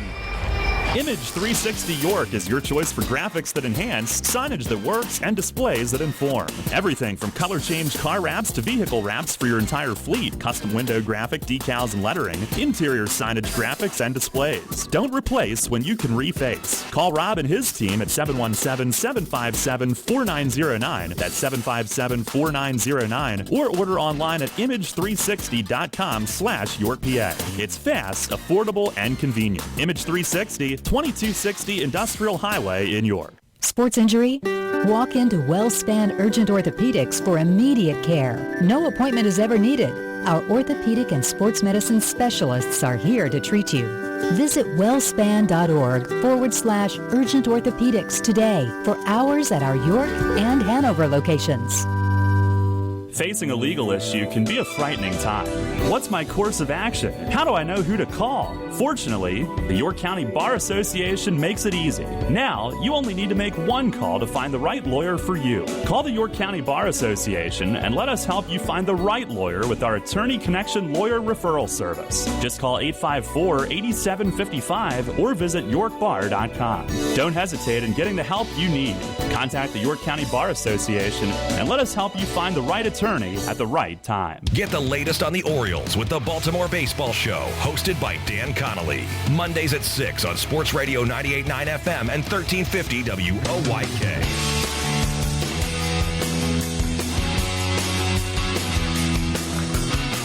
Six-1 Sugarland. We start the home third as Alvaro Rondon takes a strike. Troy Scribner given the big lead now, 6 unanswered for the Skeeters. Pitch is swung on and fouled back over the roof. Rondon starting in right tonight, 0 for 1 in this series, couple stolen bases. He'll try to ignite something here against his former team. Had a great finish to the regular season. Pitch is way high. Rondon from August 28th on. 17 games, hit .321, got him to .221 overall. Pitch, it is swung on and popped up foul. This will carry back over the third base side and right down into the middle of the stands. And even the ends have filled in since game time tonight. It is a heck of a turnout on basically a week's worth of notice, hoping for a comeback now. Pitch is swung on, lifted in the air, shallow right. Borenstein comes in, he is there. And makes the grab for out number 1. And Scribner's retired 5 straight since the Tejeda RBI double. And we'll go back to the top, and Justin Trapp. You just can't let him get comfortable, Scribner. They got a good starting staff. Have to try to rattle him early. Try to get some runners on here. Chip away at the lead. Doesn't have to be all at once. First pitch is over for a strike. Scribner has been to the big leagues and he's still only 28. The wind, the 0-1. And a swing and a rip at third, but right at Silverio. He's up with it cleanly, throws it across. And that is out number 2. And Scribner this year, he's actually been better on the road, even though their ballpark is so good to pitch in. That might be why they tabbed him for game 3, similar to how the Revs went with Dan Miner on the road in game 2. It's all strategy and putting things together. Here's Marrero, and he swings and misses. First pitch fastball. Is 6-1 Sugarland here in the third. Marrero is strikeout victim his first time tonight. Melky's coaching at first. Pitch is swung on, lofted in the air, right field. Borenstein has it measured, tiptoes forward, makes the play, and the Revs are down in order quickly in the third inning, which follows the big top half put up by Sugarland. The Skeeters a 6-1 lead. Brett with the play-by-play as we go to the fourth. Will I have saved enough for college by the time she gets her driver's license? How can I ensure beautiful music is always made on the symphony stage? When I retire, can I take that vacation I always dreamed about? When life's persistent questions have you seeking answers, turn to Smith Wealth Advisory Group. Let our wealth of knowledge about wealth help turn life's questions into financial plans of action and memorable outcomes. Smith Wealth Advisory Group, answering life's most persistent questions. Visit us at smithwealthadvisory.com. Janney Montgomery Scott LLC, member NYSE, FINRA, and SIPC. Your next haircut now has a shortcut. Introducing the Sport Clips Haircuts app. That's right, now the cut you want is just a tap away. Just download the app, check in at your neighborhood Sport Clips, and choose your Guy Smart stylist, and you're done. We'll text you when your stylist is almost ready. Then head to Sport Clips for a championship haircut experience. It's home field advantage for your hair. No appointment needed. Just download the Sport Clips app and check in. And don't forget a beard trim. Sport Clips. You choose the cut, we cut the weight. Since 1934, PSECU has given Pennsylvanians financial opportunities to live a better life. We are a credit union who offers valuable free and low-fee financial products, broad lending options, and outstanding money management for financing life. At PSECU, we are proud of who we are and committed to who we serve because our Pennsylvania roots run deep. We are banking on a difference. Visit PSECU.com to join us. This credit union is federally insured by the National Credit Union Administration. Equal Opportunity Lender. Take us on the go with the new WOYK app. Download on the Apple and Google Play stores today. Sports Radio 98.9 FM and 1350 WOYK. First in York, first in sports.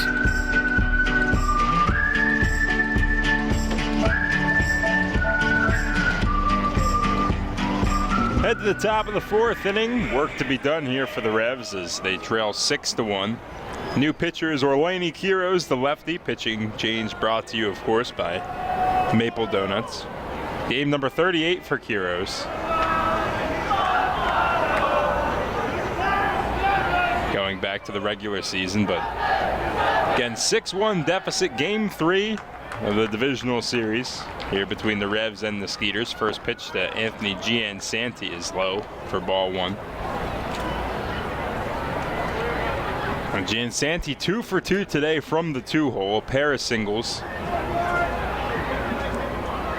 The 1-0 is swung on, broken bat, but ripped foul down the left field line. And that bat shattered. He had just the slightest of pieces left in his hand of the barrel. Ball actually carried all the way down to the corner, but well foul.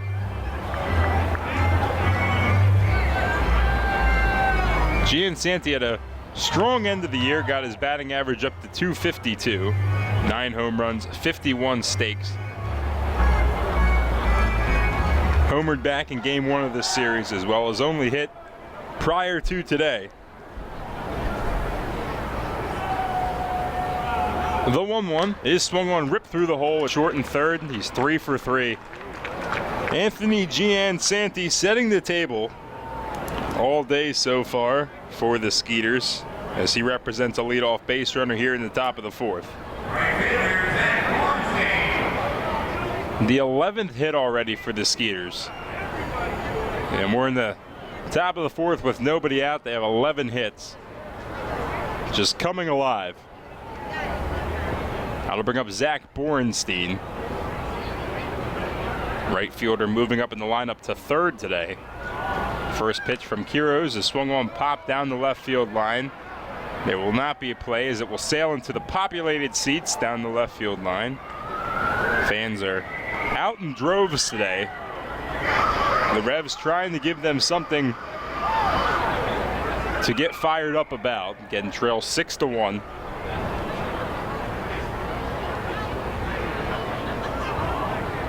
The number one priority is trying to keep the Skeeters off the board if you're going to make the comeback.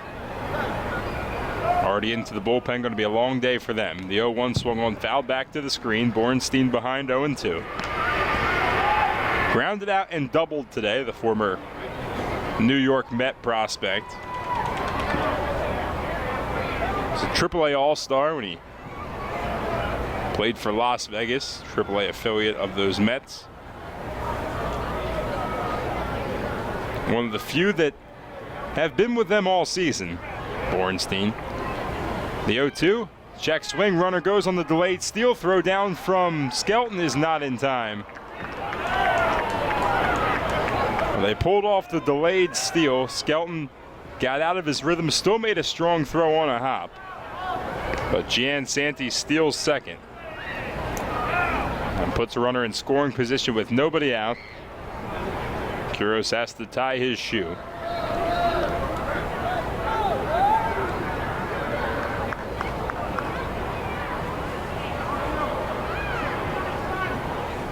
And don't get me wrong, it's Not a fantastic spot to be in, but the Revs have had their share of comebacks this year.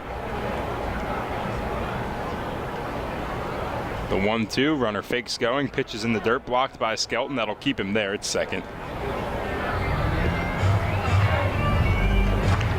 Had a 6-run comeback in the bottom of the 9th against this very Sugarland team here at home back in the beginning of the month. Not to mention all of the coming back they did in the regular season finale here at home against the Stormers that concluded with the Telvin Nash walk-off. So gotta stay positive, start chipping away. 2-2 the count, runner on second, nobody out. The pitch to Quiros is outside. I'll drive the count to 3-2. Bornstein worked the count full his first time up. Von Schaman won that battle, got him the ground out. Was the most runs Duke has allowed in a start this year, charged with all 6 in 2 1/3 innings.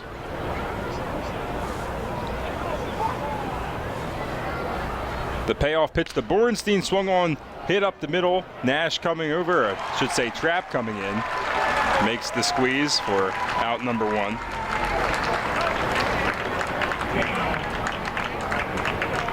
A good play from Justin.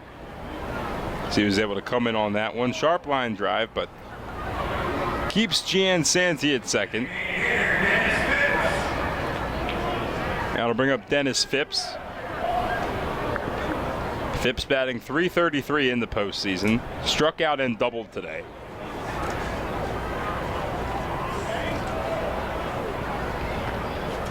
Quiros from the stretch. The first pitch is swung on and ripped to deep left field. Going back now is Skelton, and that one is gone.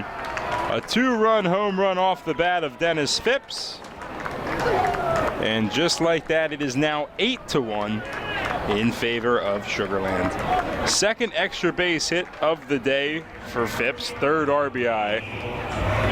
And there was really no doubt about that one when it left the bat. Second home run for the Skeeters, as well as Martinson hit one out to left earlier in the ball game. Hit number 13 for the Skeeters. And man, just not a lot going right today. That'll bring up the switch hitting first baseman Albert Cordero. 0 for 2 today, grounded out and flew out. First pitch to him's in the dirt, blocked by Skelton.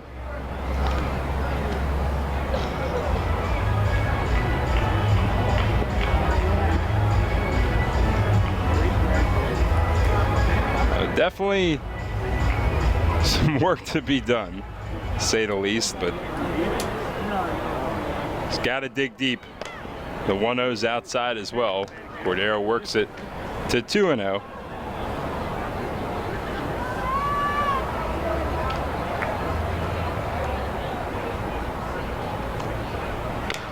Next pitch is swung on, fouled weakly down the third baseline. As Willie Tavares will have a play on it. And leaving the count, or push the count to 2-1, I should say. Revs trail 8-1. Again, no matter what happens, season not over. We play tomorrow. The 2-1 swung on, hit high in the air to left field, not that deep. As Sullivan has plenty of time to get under it, reaches up, leans back a little bit, and squeezes with 2 hands for out number 2. Cordero hit that one a mile high. But it is out number 2.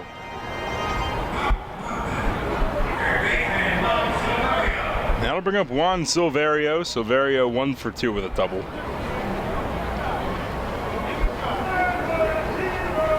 Third baseman from Santiago of the Dominican Republic, 10th year pro. First pitch is a breaking ball that is just a bit high. Silverio has hit the Revs extremely well this year, and he's off to a good start in the postseason against them as well, batting .444. The 1-0 is swung on, broken bat, maybe off the glove of Quiros, up the middle of the dent, who has plenty of time to recover And throw out Silverio for out number 3. So Sugarland adds a pair of runs on the 2-run shot from Dennis Phipps as they push their advantage to 8-1. We'll be back with the bottom of the 4th right after this.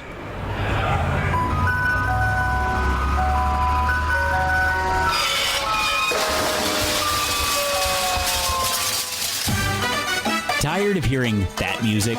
Especially when you already have that same ice cream in your freezer. Try something new and amazing with tropical shaved ice. On Monday morning after the big company event, do you want the buzz down the hall to be, how awesome was this year's company picnic? Then crush boredom and bring on Kona Ice with over 32,000 flavor combinations. This is not your typical lackluster snow cone. Their flavors are bold and delicious. Fuzzy Navel, Margarita, Blue Hawaiian. Kona Ice is dairy-free, gluten-free, and they even offer flavors that are sugar and dye-free. No party is too big or too small. They can serve up to 1,000 people per hour. They have party packages starting as low as $100. To add more excitement to your next event, find them online. At Donegal, we understand there are many costs associated with running a business. That's why Donegal works with you to provide quality insurance products based on your business needs, and why we deliver that insurance at a price to fit your budget. Call your local independent Donegal agent today and discover why, when it comes to insurance for your business, Donegal is a better value. Contact Kochman Kunkel Insurance at 717-854-0300 or stop in at 3217 East Market Street, York. Locally owned and operated by Pam and Rudy Kochman. Kochman Kunkel Insurance. Listen live and on demand with the new WOYK app and online at 989WOYK.com. This is Hall of Fame third baseman Brooks Robinson. You're listening to York Revolution Baseball on Sports Radio 98.9 FM and 1350 WOYK. First in York, first in sports.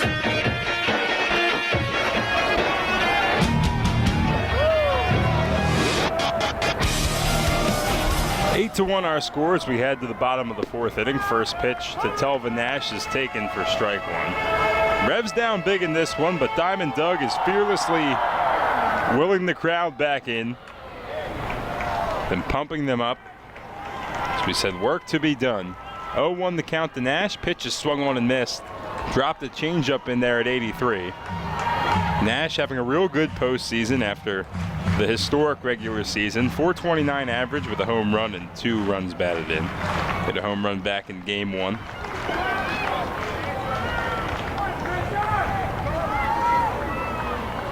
A long look in from Scribner. Now the 0-2. It is low, but Nash works the count to 1-2. Nash also now the all-time leader in walks for a single season in Atlantic League history. 105.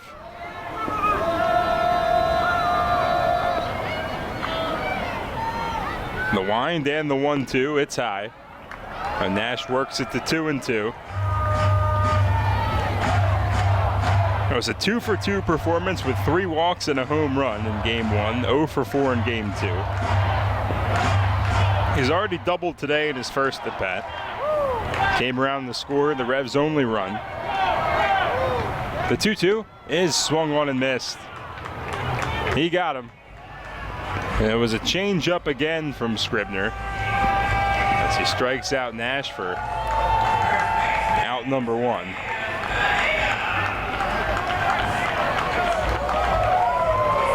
That'll bring up Isaias Tejeda. Tejeda drove in Nash with an RBI double. He's batted .383 against the Skeeters on the year.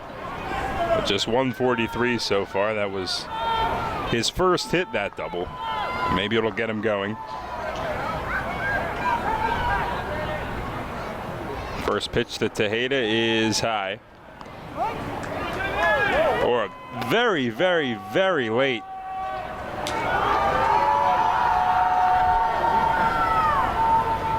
Well, maybe it is a ball. Thought I might have heard him call that a strike. Oh, no, it is.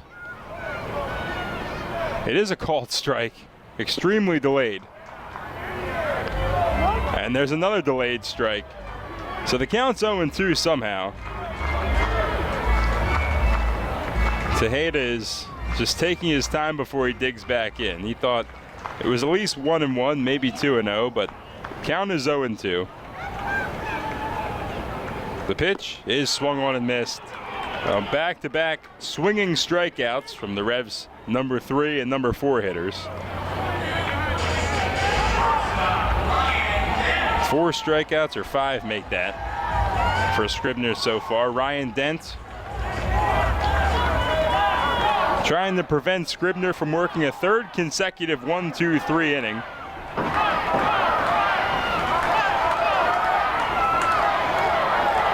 Sat down 9 in a row now. First pitch to Dent, breaking ball that's over for strike 1. Just pounding the zones, only thrown 46 pitches. Revs down 8-1. Scribner, the 6'3" righty from Connecticut. 0-1 swung on, tapped, foul weakly to the backstop. Count at 0-2. Scribner earlier spent time in Reno, the AAA affiliate of the Arizona Diamondbacks. The 0-2 is swung on and missed. Scribner strikes out the side in order. A big inning from the Skeeters right-hander after they put up 2 in the top half of the 4th. Tough going for the Revs so far. We'll head to the top of the 5th. Sugarland ahead, 8-1. Looking for a drool-worthy auto loan? Hello, I'm Sue DiStefano, President CEO of First Capital Federal Credit Union. Give Fido the ride of his life in a new car, truck, or SUV. With an interest rate as low as 3.49% APR and flexible terms, we can make it happen. Speak with a loan officer today or apply online at firstcapitalfcu.com. First Capital, putting you and your county first for 65 years. Federally insured by NCUA. First Capital Federal Credit Union. Shipley Energy is more than just an energy company. We're a family tradition. Our goal is to provide outstanding customer service and to make energy easy for you. From heating oil and propane to natural gas and electricity, our team can help. We also offer HVAC services, installation, maintenance, and service plans to keep your home safe and comfortable. In addition, our team can improve the quality of water in your home. To learn more, visit shipleyenergy.com or call 855-5-SHIPLEY. We make energy easy. You trust AAA to work at every mile. But AAA doesn't just cover your car. They can also cover your home. AAA Home Insurance protects every square foot. And when you add AAA Home Insurance to AAA Auto Insurance, you get more protection and more savings. Insurance that's not just insurance. Talk to your local AAA insurance agent today or visit AAA.com to learn more about AAA Home Insurance. New FM signal, new website. Get features, live broadcasts, and on-demand game broadcasts and shows online at 989WOYK.com.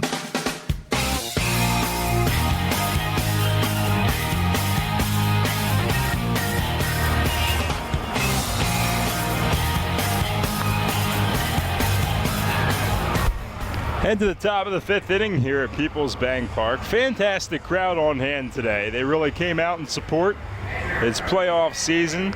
Beautiful September night. It hasn't been the start they were hoping for. Revs down 8-1. But got to give them all the credit they deserve for supporting their hometown team. New pitcher for York will be right-hander Austin Steinfurt. First pitch to Cody Stanley's on the outside corner for strike 1. Pitching change brought to you by Maple Donuts. Steinfurt, the 6'9" right-hander. The 0-1 is high for ball 1. Stanley's 0 for 1. He walked and flew out. .333 average here in the postseason. The 1-1 swung on, hit on the ground the first. Plenty of time for Tejeda to get over, get in front of it, scoop it, and step on the bag for out number 1. A 1 up, 1 down for the big right-hander.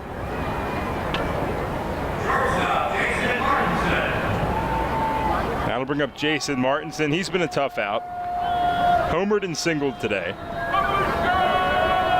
Was 0 for 6 coming in.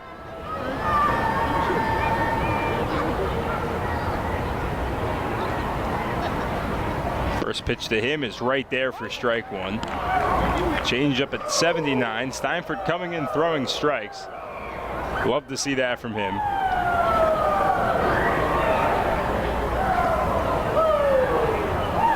The 0-1 is high. That'll even things up. It'll be Martinson, Betancourt, and Bernard if we happen to see him. And the 1-1 is swung on, chopped foul down off the plate into the backstop.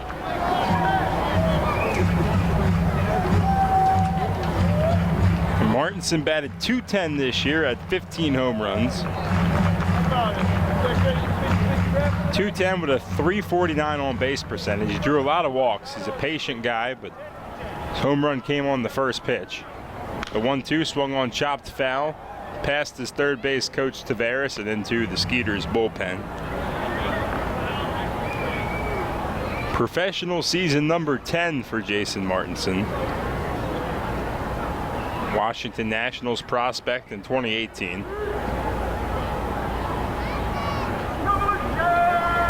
The 1-2 is just high. That'll even the count at 2-2. Martinson went to Texas State. Played with Paul Goldschmidt of the St. Louis Cardinals. The 2-2 is just a bit low. Steinford just missing there. Count goes full now to the ever-patient Martinson.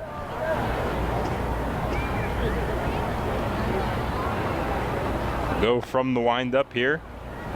Steinford gets the sign. The payoff pitch is swung on and missed. Steinford got him with the strikeout. 2 up, 2 down. Javier Betancourt representing the chance for a 1-2-3 inning, which would be the Revs' first today from their pitching staff, as they try to will their way back down 8-1, game 3 of the 5-game divisional series. First pitch to Betancourt is swung on and missed. Went off speed there. Got Betancourt way ahead. Strikeout and a single that he chopped over the head of the drawn-in infield for Betancourt. The 0-1 swung on, punched foul over towards the Revs dugout, so count goes to 0-2. 0-2, 2 outs. Base is empty. Lights on here in a beautiful night at the bank. Great high school football weather as well. The 0-2 swung on, popped foul up over the 1741 club. And we'll do it again. Revs looking to bring it home. A lot of work to do tonight if they want to try to go into tomorrow with the 2-1 lead. The 0-2 is swung on, hit on the ground, foul down the third base line. Chris Engstrand, who's had a busy night ruling fair and foul on that third base line. Quick with that one.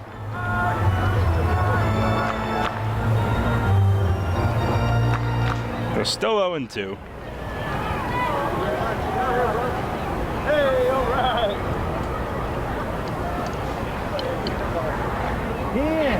Steinford has his sign now from the windup. The 0-2 swung on, popped up. This time it's in play. Steinford will go after it, but it's Skelton drifting into foul territory up the third base line that will have it for out number 3. So it is the first 1-2-3 inning for Revs pitching today, courtesy of Austin Steinford, as he works a scoreless 5th. We'll head to the bottom of the frame right after this. If you own a tractor-trailer business, then you know the cost of having your rig down instead of on the road. Rivers Truck Center in Red Lion keeps your trucks on the road by providing a one-stop shop for all your trucking needs. Rivers handles full-service truck sales and carries a full line of parts for all makes and models, has their own full-service collision center, and provides 24-hour emergency towing and roadside assistance. Check out riverstruck.com for more info. There's a reason Rivers Truck Center has been in business for over 40 years. They really do care. The York County Solid Waste Authority turns up the heat every day, on your garbage, that is. Advanced waste-to-energy technology is used to burn garbage at 1,800 degrees Fahrenheit in environmentally controlled combustion units. This reduces air emissions and produces electricity, enough to power 20,000 homes every minute of every day. Visit www.ycswa.com to learn more. In York County, garbage is power. Come celebrate the 55th Annual National Apple Harvest Festival. It's fun for all ages of hundreds of arts and crafts vendors, dozens of food vendors featuring anything and everything apple and hard cider, beer, wine, and distilled beverages, plus live entertainment on several stages around the festival grounds. Held October 5th and 6th and 12th and 13th, located in the heart of Apple Country, just 7 miles west of historic Gettysburg. Buy your tickets in advance on appleharvest.com and bring the entire family for a fun-filled day. This is Isaiah Tejeda. You are listening to Your Revolution Baseball on the home of the Reds. Sport Radio 98.9 FM. And Scribner out for the bottom of the fifth. First pitch to Henry Castillo's over for strike one. Now Revs down 8-1. Looking to put something together. Scribner from the windup, the 0-1. The hang swung on and ripped to right field. That'll drop in front of Borenstein. And after 10 straight retired, the Revs finally get to Troy Scribner, leadoff base runner here in the bottom of the fifth. It's been tough sledding, but maybe that'll start something. Gotta figure have to start chipping at the lead sooner rather than later. Although they are quite the comeback kids and do have a flair for the dramatic. I'll bring up James Skelton looking for his first hit of the postseason. Takes the first pitch on the outside corner from Scribner. Skelton popped out his first time up.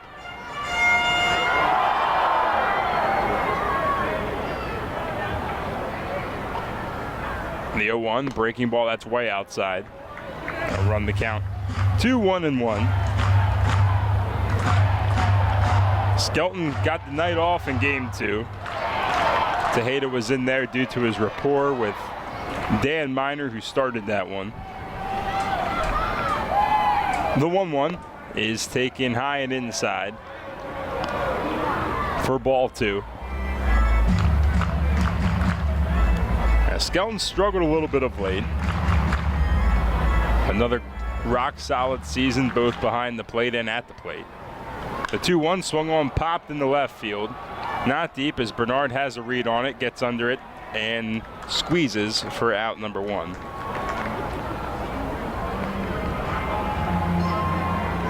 I'll bring up Zach Sullivan. Now the Revs just with 3 hits. Sugarland with 12. Sullivan thrusted into a big role with Wellington Dotel going down. And now with Mesa, he's got to be the guy. Moved from right field to left field. He's got great power, just looking for his first hit. First pitch from Scribner, check swing, doesn't matter, it's a called strike. Did walk, so he was on base in game 2. Hit a home run back on Sunday, the last game of the regular season. Takes the 0-1 pitch inside and possibly a little bit low to even things at 1-1.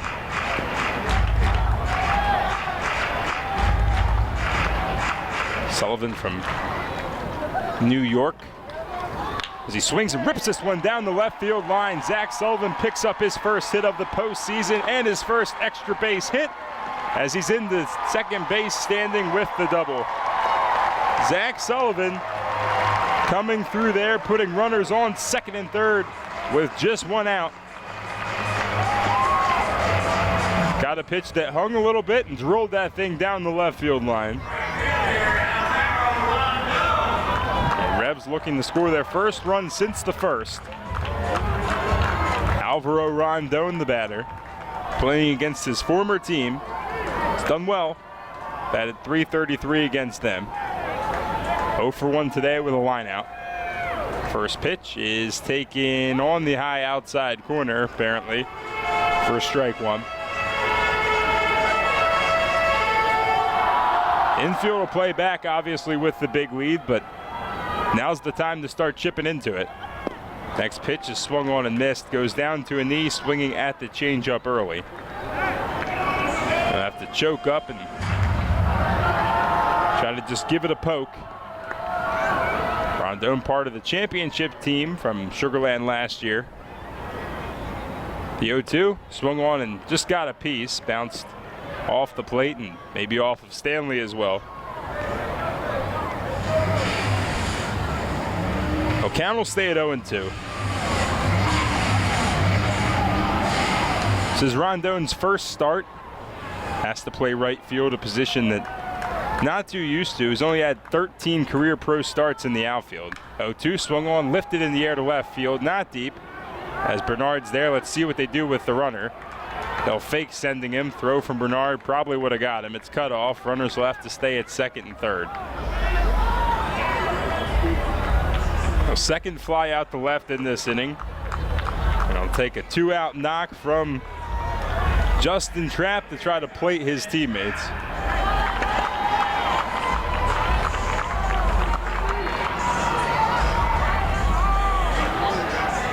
Sullivan on second, Castillo on third. Trapp, who's 1 for 10 in this postseason. First pitch from Scribner is taken inside and high for ball 1. And Trapp, another guy that came in when there was a significant injury, was Melky Mesa earlier in the year before he was knocked out of game 2 with getting hit by a pitch on the hand. Actually got hit up in the forearm. Well, he's been out twice now because of being hit. Talk about unfortunate. Not to mention J.P. Sportman, the center fielder to start the year. The 1-0 is swung on, hit weakly down the third. Silverio has a play on it, fires the first, and that will retire the side. So the Revs get 2 in scoring position with 1 out, but cannot push anything across in the bottom of the 5th. We'll head to the top of the 6th. Revs trailing 8-1. Hey, it's the good-looking genius at Broadway Transmission again, and this time I have things on my mind, like warranty and service after the repair. You already know Broadway Transmission has been part of the community for 67 years at the same location. But did you know that in that time, your county has seen many transmission shops close its doors, like Amco, Atomic, Clutch and Go, Dr. Transmission, Cotman, York County Transmission, Winters, Goodlings, Lee Miles, A1. What grinds my gears about these closings are the customers are left with no warranty. Stop! Don't make that same mistake. Broadway Transmission has over 40,000 transmission jobs under our belt, and we are still here today standing behind our famous 3-year warranty. We kid around a lot on our ads, but nothing is funny about having no warranty when you need it. Avoid that risk with the only smart choice in all of your county and stop by Broadway Transmission today. Broadway Transmission will get your ship together and stand behind it too. Visit us on the web at BroadwayTrans.com or stop in and see how it's done. Picking one thing over the other can be hard.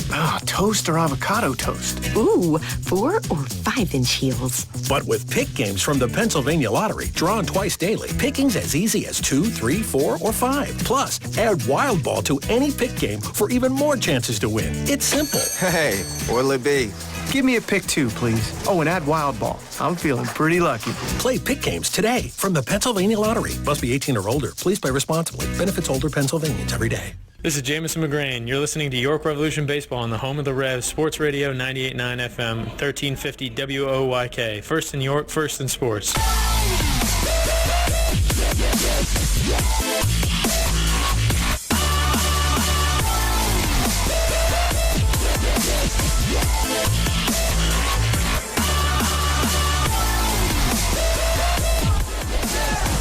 Head to the top of the 6th. Revs down big 8-1. Top of the Sugarland lineup here with Winton Bernard leading things off. Bernard, Gian, Santi, Borenstein. First pitch from Steinford, who stays in the game, is swung on and missed. Austin's looked good. He's been the one bright spot. His inning was the first 1-2-3 inning back in the top of the 5th. Looking to continue on that. The 0-1 is swung on and missed again. That went off speed twice. got him swinging and missing twice. 0-2 the count to Bernard, who's 2 for 3 with a single and a triple. The pitch is swung on, ripped foul down the left field line, skips up off the cameraman's chair and into the crowd. Good feet over there. Don't know who's running that camera down the third base line, but he was quick. The 0-2 swung on, hit in the air to center field. Going back is Marrero, and he makes an over-the-shoulder catch for out number 1. Marrero getting out there, showing some fancy footwork, and retiring Bernard for out number 1.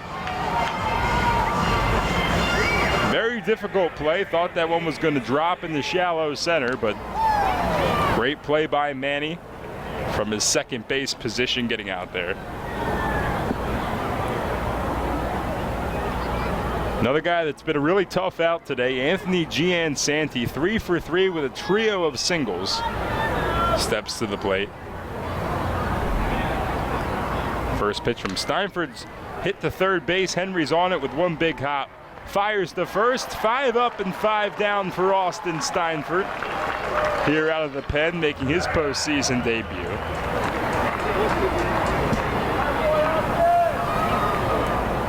Now looking to make it 6 straight retired, back-to-back 1-2-3 innings for the ginormous right-hander.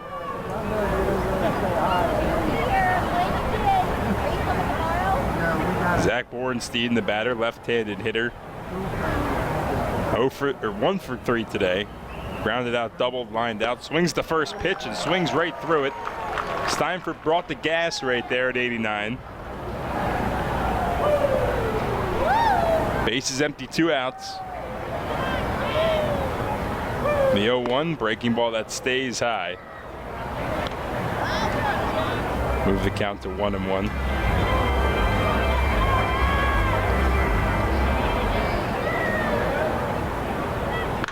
Next pitch is swung on, ripped foul towards the Revs bullpen. And Steinford ahead 1-2.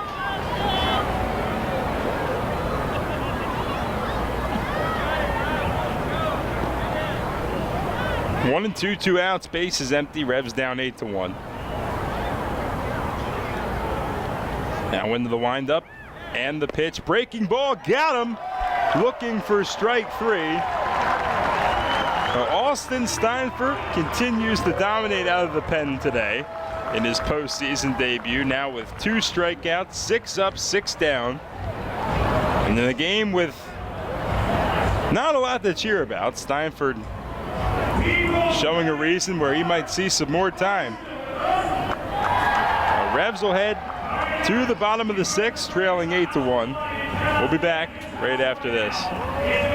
Ask any Mitsubishi driver about their buying experience and they'll all say, I wish I had driven a Mitsubishi sooner. It's the best kept secret in the car business today. And York Mitsubishi is where you'll find them. Mitsubishi is the one brand that packs the performance, the features, and the affordability that drivers demand into every car they make. Plus, you'll tack on even more savings right now during the end of year clearance at York Mitsubishi with $5,000 off the 7-passenger Outlander, 0% financing for 60 months, plus $1,500 back on Outlander Sport, 0% financing for 72 months on the sporty Eclipse Cross, and the 43-mile-per-gallon Mitsubishi Mirage, one of the lowest-priced cars in America today, starting at $12,990. Mitsubishi adds even more value with their 10-year, 100,000-mile limited powertrain warranty, and past credit problems are never an issue at York Mitsubishi. Get pre-approved at YorkMitsubishi.com. York Mitsubishi, around the corner of Route 30 and Roosevelt Avenue, where Mitsubishis always cost less. When you work with an independent insurance agent, you put the power of choice to work for you.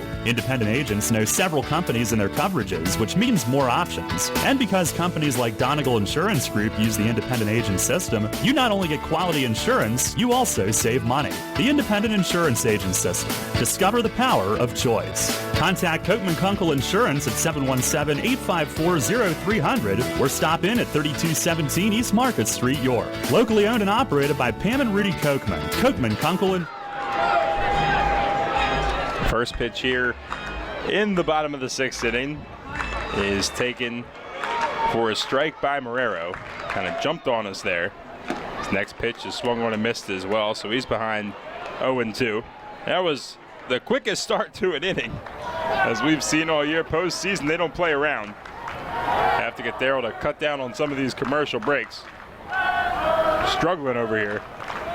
The 0-2 swung on and missed again. It gets Manny Marrero on 3 pitches. He's struck out for the 2nd time today. I'll bring up Telvin Nash. Nash has one of the 4 hits for York today. It was a double back in the 1st inning. Struck out his next time up. Well, Scribner's been tough.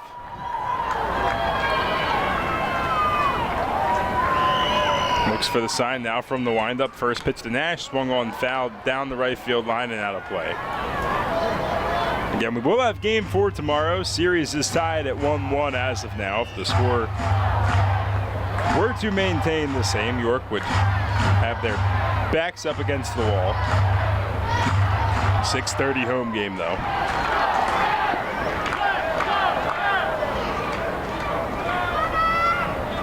The 0-1 to Nash, swung on and missed. Put a big swing into that one, but swung right through it. 0-2 the count, bases empty, 1 out. Revs down 8-1.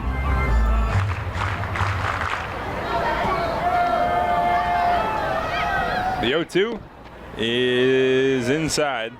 A little bit low as well. Didn't want to get burned on the TrackMan delay there, so I had to wait for it. But it is 1-2. Nash batting .375 in the postseason. The 1-2 swung on and hit to right field. Not that deep though, as Borenstein will race towards the line in the foul territory, and he will make the catch. Does make the catch, going up towards the wall in foul ground down the right field line. Long run for him, but it gets over. Tim Detweiler making the call. They vanish when they run to that part of the park. But it is 2 outs here to start the bottom of the 6th. Isaias Tejeda, the batter, trying to get something going. Rev scoring the first run of the game, but that's been it. 8 unanswered for the Skeeters. First pitch to Tejeda, swung on, ripped towards the hole and through the hole at short and third. And in the left field, Tejeda gets on with his 2nd hit of the day. Well, he's a 2-out base runner for Ryan Dent. Dent's got a hit in both of the games in this series so far. He batted .408 in September. .321 against the Skeeters. He's got good numbers in those regards. Still looking for his first hit today. Popped out and struck out.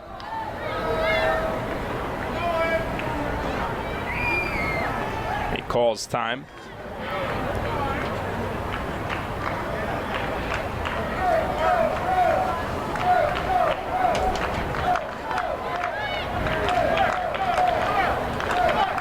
First pitch to Dent is a breaking ball over for strike 1. So for tomorrow, game 4, which will be an elimination game for one of these teams, it'll be Jake Welch against Chase DeYoung. DeYoung had a fantastic debut in this league, but struggled mightily ever since. As Dent swings, pops one foul down the right field line and out of play. He went 6 scoreless against the Revs when he was first acquired, but since the zeros, his earned run average has ballooned up to .556. So we'll see. Welch has great stuff, but he can be inconsistent.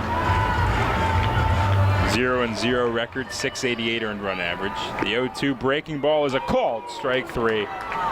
So that will end things here in the bottom of the 6th. 2 more strikeouts for Scribner. He's up to 8 on the day. Revs offense still trying to find some rhythm, but we'll have to do it in the later innings. We'll head to the top of the 7th. Darryl Henry on to bring you home when we come back here on Sports Radio 98.9 FM at 1350 WOYK. As you clean it out, keep in mind Community Aid's looking for your lucky leftovers. After you wrap up your yard sale, donate what's left over at your closest Community Aid Drive-Up Donation Center. They're attached to each of Community Aid's incredible thrift stores in our area. Hanover, Harrisburg, Lancaster, Mechanicsburg, and Selinsgrove. Community Aid wants your lucky leftovers to help more than 750 local charities. Learn more at communityaid.net. But don't forget, give your lucky leftovers to Community Aid. Neighbors helping neighbors. Sports injury? Walk into WellSpan Urgent Orthopedics for immediate care. No appointment is ever needed. Our orthopedic and sports medicine specialists are here to treat you. Visit wellspan.org/urgent orthopedics today for hours at our York and Hanover locations. Remember when an app was listen only? Oh yeah, that was kind of us, wasn't it? Well, we have a new app. Download the new WOYK app on the Apple and Google Play stores and take Sports Radio 1350 on the go like never before.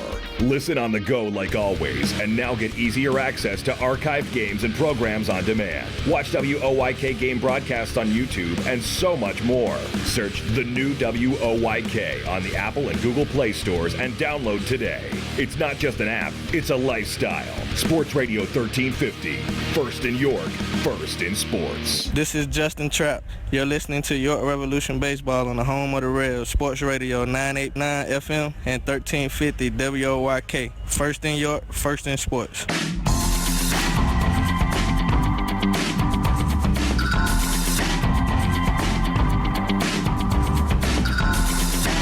Head of the seventh, rough one for the Revs tonight, trailing 8-1 here in Game 3. Steinfurt stays in for a third inning, and his first pitch to Dennis Phipps is a breaking ball strike. And Steinfurt's been a bright spot tonight, 6 up, 6 down. The youngster will get some extended work. He fires, and a swing and a pop-up.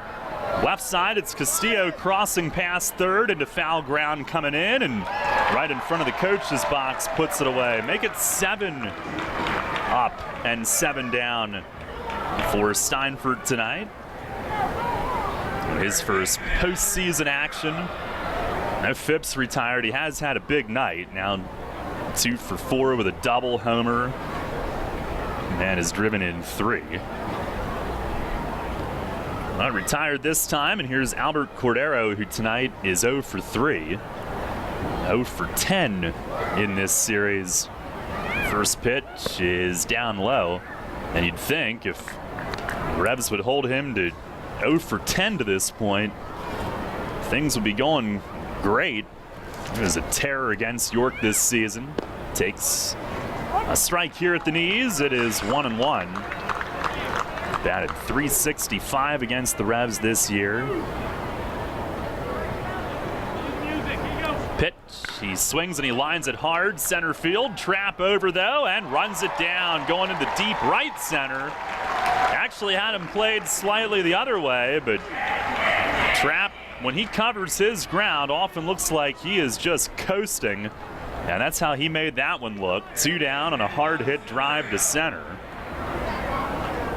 Now tomorrow night, scheduled to be Jake Welch against Chase DeYoung. I don't know if Mace would entertain moving his ace, Mitch Atkins, up to Game 4 to try to avoid elimination if the Revs don't come back tonight. Here's Juan Silverio. He looks at a fastball strike.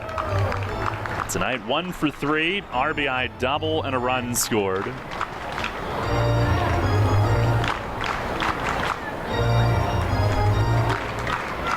Revs being out hit 12-5. Here's the 0-1. And a breaking ball. That tumbles in for a strike. Steinfurt, who did make a couple of starts against Sugarland during the regular season. They have seen the 6'9" righty. He fires. And a swing and a bouncing ball to short. Dent reads it, comes up, gets a high hop, and throws and got him. Nicely done. And Steinfurt with 3 perfect innings in relief tonight. That one might have even been bounced off the plate. And on the second high hop, Dent actually had to play it above his cap. Nice play and a great outing from Steinfurt. It's stretch time here at the bank. It's all Sugarland, though. They lead it 8-1 here in Game 3. Money and business are essential to the strength of a community. So is cheering and celebration and music and fun. That's why York Revolution games, concerts, youth sports, special events, and more happen at a place called People's Bank Park. People's Bank has been serving York County for more than 150 years. Always cheering, always celebrating, always committed to the things that make York County great. And to you having a great time at People's Bank Park. People's Bank, member FDIC, equal housing lender. Planning your next visit to York? Book your stay at Courtyard by Marriott. Conveniently situated near local businesses, shopping, dining, downtown, and local attractions, Courtyard by Marriott features a state-of-the-art lobby, inviting flexible spaces to work or relax, free Wi-Fi, our well-equipped fitness center, and the bistro offering healthy options and refreshing choices, including Starbucks and an evening bar. Your stay is sure to be more comfortable, productive, and enjoyable than ever before. Courtyard by Marriott, 2799 Concord Road in York. Book your stay at 717-840-7840. The Dietz and Blewett Diamond Deck at People's Bank Park is sponsored by Dietz and Blewett Insurance Company. Dietz and Blewett Insurance Company has been serving the York and Central PA areas for more than 10 years. Visit their new location on 2000 South Queen Street, where you'll find friendly, courteous staff who put their clients first. Google them on the web for a free quote. At Dietz and Blewett Insurance, you'll find the best rates on home, auto, health, life, and business insurance.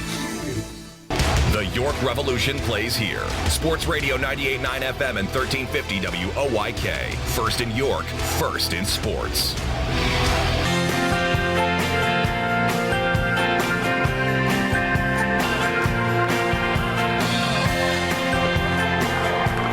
First pitch here in the bottom of the seventh is over for a strike on Henry Castillo. Troy Scribner, just his 76th pitch all night. Fires, and a curveball missed barely. Looked pretty good, but it's a ball and a strike on Castillo, who's 1 for 2, has one of the 5 hits for York. Trailing 8-1. Pitch to him is way high. And Scribner spins around on his finish on that one. He has struck out 8 in 6 innings, no walks. 1 first inning run, then after that he retired 10 in a row. Fires and a swing and a miss, fastball. His best inning was the 4th when he struck out the heart of the order in order, struck out the side. At that point they had just built the lead all the way to 8-1, and that is still where it stands. Wines delivers. And a swing, a foul tip to the backstop. Castillo stays in there. On our York Mitsubishi out-of-town scoreboard, Long Island leading 2-1 in the bottom of the 7th. High Point got on the board in the 5th as they try to avoid elimination tonight. Long Island trying to sweep their way into the championship series and make a 4th straight appearance in the league final. They have lost the last 3, twice to Sugarland, once to York. And now time asked for Scribner and Stanley struggling to get on the same page.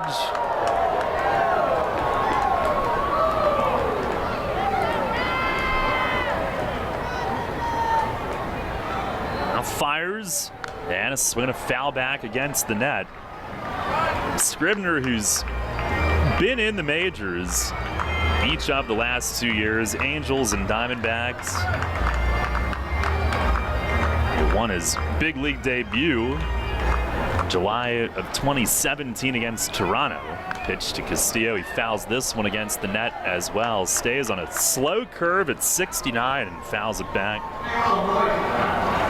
The first batter that Scribner faced was Kendrys Morales, and he struck him out. At the big league level, that is. Another 2-2. And it is a little bit high. Cutter that just stayed up.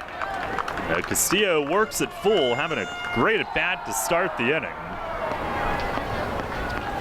Been all Sugarland since the 2nd inning, but Castillo grinding this at-bat. The pitch, it is just inside. Lead-off walk.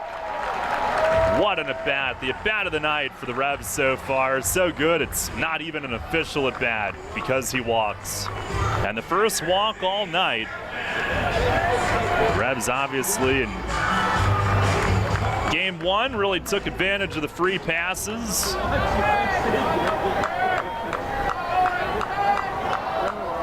Not much in game two, and that's their first all night tonight.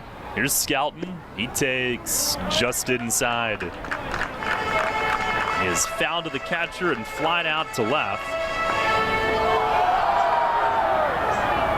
Scribner, who's from Connecticut, Washington Depot, Connecticut. 1-0. And it is a little bit high.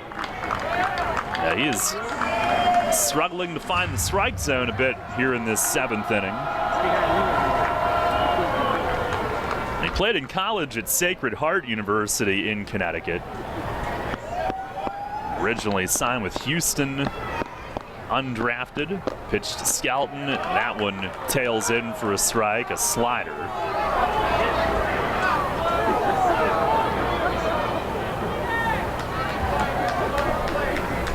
In the minors, he has averaged barely over 9 strikeouts per 9. He has been a high strikeout guy in his career. Mostly a starter. He fires, and it stays high. Changeup. He's now approaching 90 pitches. Showing a little frustration on that one. He falls behind 3-1.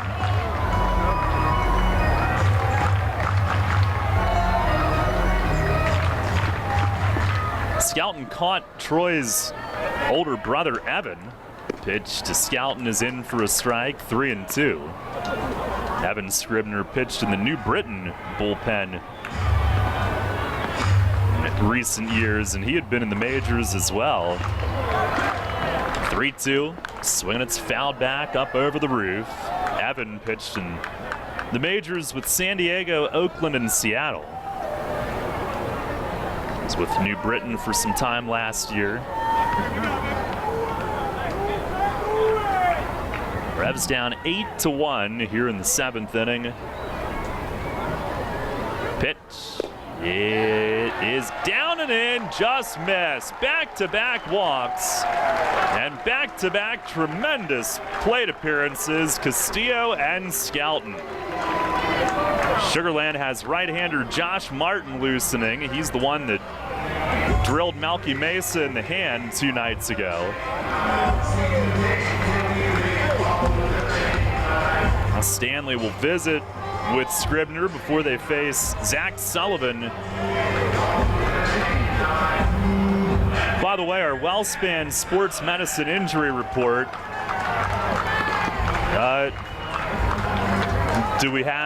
We may need more time.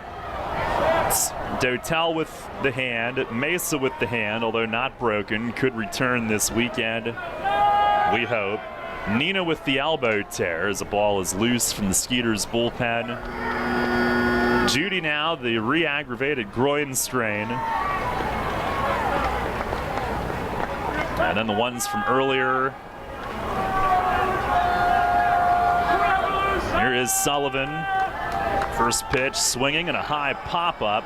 Foul ground from third. Silverio over by the Skeeters dugout, but out of room. It lands just behind the dugout roof and goes careening up the stands. Unfortunately, that one got out of play. Back-to-back walks. Sullivan trying to get a good one to hit, but certainly don't want to make a one-pitch out after back-to-back walks. He is 1 for 2 tonight, doubled in the 5th.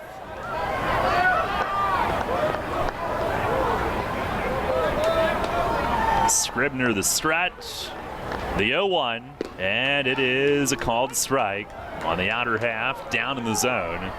He's got movement on almost everything. He's not the hardest thrower. He's been mid to upper 80s all night. That one at 85 with cut. And now time asked for as Sullivan backs out. Our attendance tonight, 4,531. 0-2, breaking ball, it hovers outside. 45-31 tonight.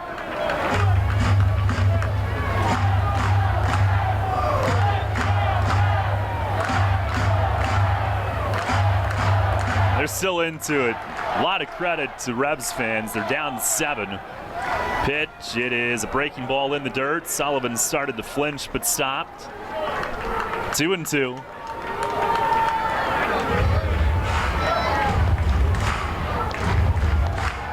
Now the other injured parties: DJ Jenkins, the finger; JP Sportman, the forearm; Dustin Richardson, the elbow. It is a very lengthy list. Revs in one of the worst roster depth situations of a playoff team ever. Here's a swing and a miss. High fastball. And Scribner, after the back-to-back walk, strikes out Sullivan for the first out on his 21st pitch this inning. And he's got his 9th strikeout of the night. He had 2 double-digit strikeout games this season, 10 at Southern Maryland on June 7th in only 6 innings, and then 11 here in York on August 27th. He gave up 4 runs that night in 7 innings, but did win the game 11-4. Now with 1 down, here is Alvaro Rondon, who's flied out both times he has batted. First pitch, he swings and misses, falls to a knee. That was a changeup that looked like it was down the middle, out of the hand, and it just totally tailed away.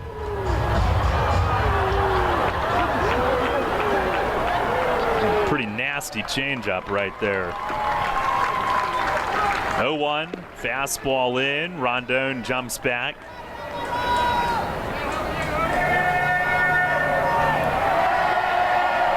Rondon and Scribner were briefly teammates earlier this year.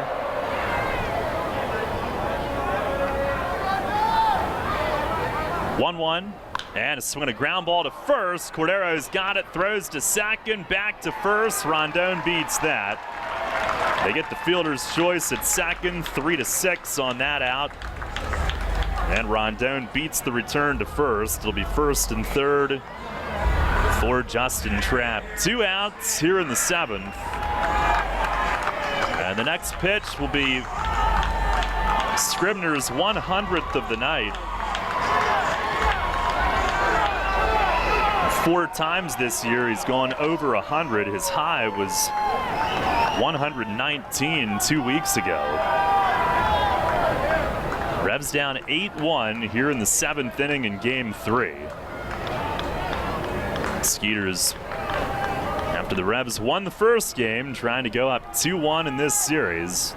Pitch is a changeup, and it's over for a strike. If they do that, the Revs would be playing for their 2019 lives tomorrow night.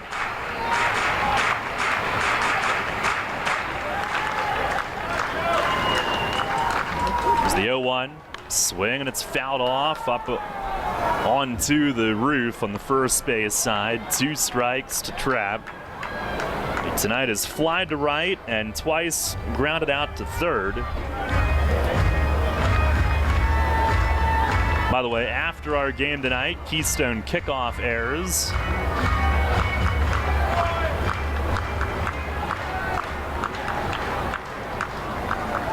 Here's the stretch. 0-2, breaking ball, it's right there. Strike 3 called. Scribner breaks off a good one, and he's got his 10th strikeout of the night. He walked the first 2 of the inning. The Revs unable to pair any base hits with it here in the 7th. No runs, no hits, 2 men left. We'll go to the 8th tonight. Sugarland on top, 8-1. We went to other stores and compared theirs to ours. We compared quantities, we compared quality. From cereal to celery, from sushi to salad. And while many things were similar, there was only one huge difference. The lowest price is at Wise Markets. So take our word and shop around without shopping around. Look for our new price comparison tags. You can buy groceries anywhere you like, but you'll always spend less at Wise. Eat better, spend less, that's Wise. Business owners, First Capital Federal Credit Union can help equip your business for success. Hello, I'm Sue DiStefano, President and CEO. Now through June 30th, we're offering you an annual percentage rate as low as 4.65% on equipment loans. When it comes to growing your business, we're with you every step of the way. Don't wait. Apply today at firstcapitalfcu.com. First Capital, putting you and your county first for 65 years. Federally insured by NCUA. First Capital Federal Credit Union. Planting a tree, putting in a mailbox, whatever your project, Columbia Gas reminds you to be safe and call 811 before you dig and know what's below. Safe digging is no accident. Call 811 at least 3 business days before you start your digging project, and your utility companies will come out to mark any underground lines near your work area. Calling 811 is free for Pennsylvania homeowners, and it's the law. For more information, visit ColumbiaGasPA.com. Cannonball Charlie's ready. Are you? The Revs play here. Sports Radio 98.9 FM and 1350 WOYK, York.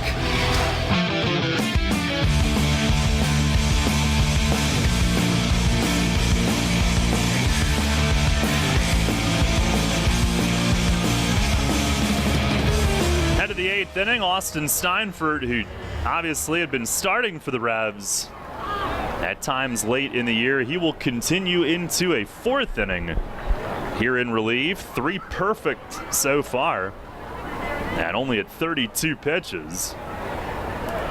Cody Stanley to lead off, and he fouls the first one straight back. 0-1 the count. Stanley 0 for 2 with a walk tonight.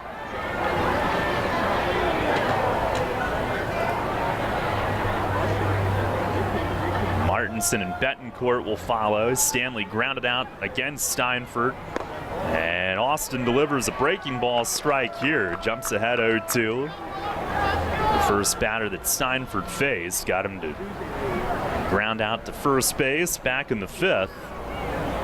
0-2 pitch. It is swung on and missed. Goes down low, and Stanley lunges out at it and comes up empty. 10 in a row for Steinfurt since coming in, and that's out number 1 here in the 8th.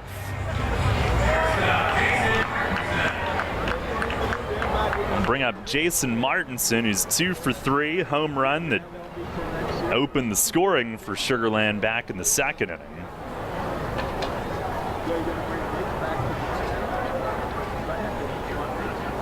First pitch is way high. Skelton has to jump up for that one.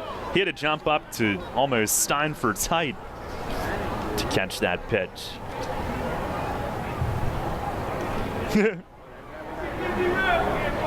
1-0.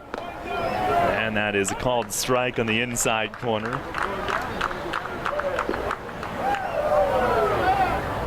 Now Steinfurt's just set a new team record, consecutive hitters retired by a reliever in a postseason game. Here's a ground ball to short. Dent circles to his right. Off balance throw is in the dirt, and Tejeda can't pick it. As it bounces up the line, Marrero will scoop from there, and that, I'm just going to keep it to myself next time because that ends the streak. Here's a zipper right here. I'm going to just zip it up. It's going to shut it up. Well, anyway, Matt DeSalvo had retired 9 ducks in a row. Ducks in a row in Game 3 of the 2011 Championship Series. And Steinfurt had just retired 10 in a row before that. Here's Javier Betancourt. And the first pitch is down and in.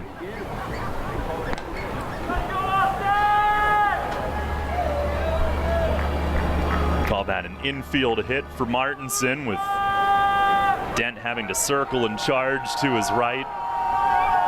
A little extra effort. 1-0, runner goes. It's inside, throw from Skelton, accurate but a little bit late, and Marrero trying to yank a quick tag back, had it slip out of his glove in doing so. And Martinson steals his second base of this series. The Skeeters have stolen 8 all in the last 2 games, 2 tonight. Oh, he's at second. Martinson is 2-0 on Betancourt. And Skelton will head out and talk with Steinfurt. Make sure they're on the same page signs-wise. Betancourt tonight 1 for 3, an RBI single in the third inning.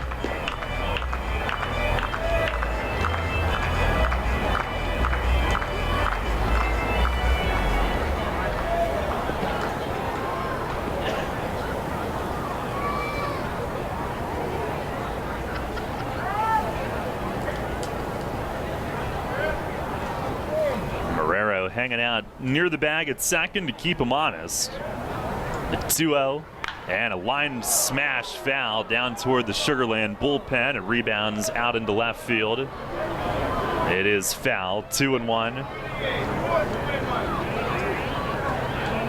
The Revs, who lost in 5 games to Sugarland in 2014, swept in 2016, but all 3, or at least 2 of the 3, but really all 3 were real heartbreakers. It didn't feel like a sweep. All 3 were really close. Now the 2-1, Martinson breaks for third, pitches in the dirt. He'll steal third base as well, no throw. And Steinfurt at 6'9", a little bit longer leg kick. It's not the tallest, highest thing, but takes him a little bit longer. Martinson getting the jump.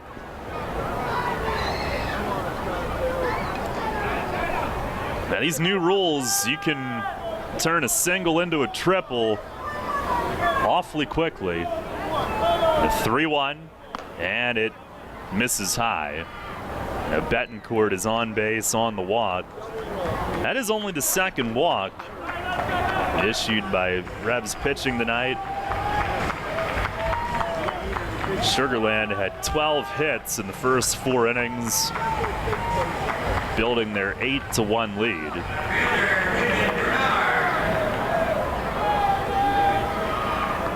They did all that with only 1 walk during that time frame. And we go to the top of the order, Winton Bernard, who tonight is 2 for 4, triple and a run scored. Steinfurt sets and fires, and it tails inside, missing. Bernard, who was a good pickup for them late in the year, really became a great pickup for them. He got hot. Pitch. It is inside for ball 2. As Steinfurt, who had been mowing him down, now struggling to get the feel back a little bit. Behind Bernard, 2-0.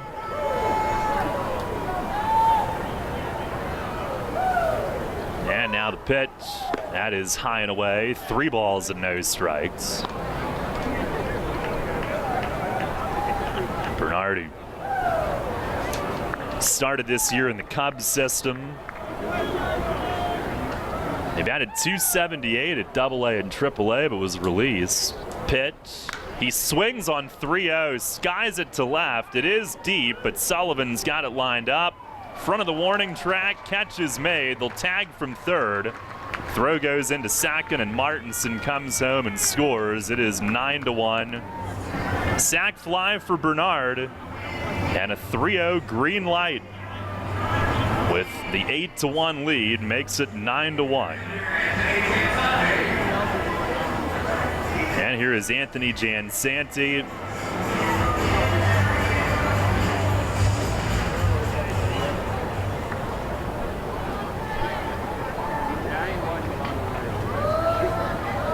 Jansanti tonight, 3 for 4. RBI, 2 runs, a stolen base.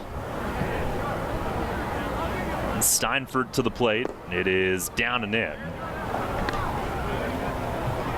The line score now 9 runs, 13 hits for Sugarland, 1 run, 5 hits for York.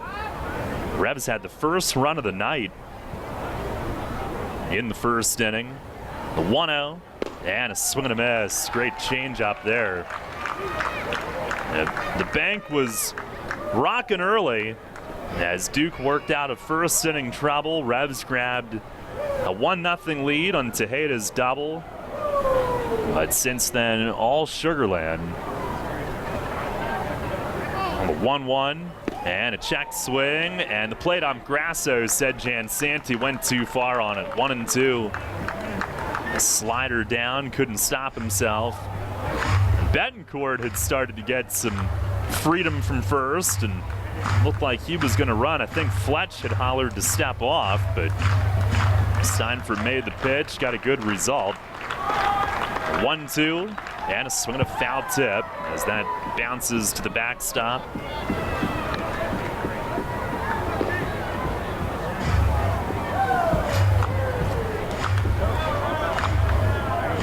Jansanti, a 3-hit game out of the 2-hole tonight.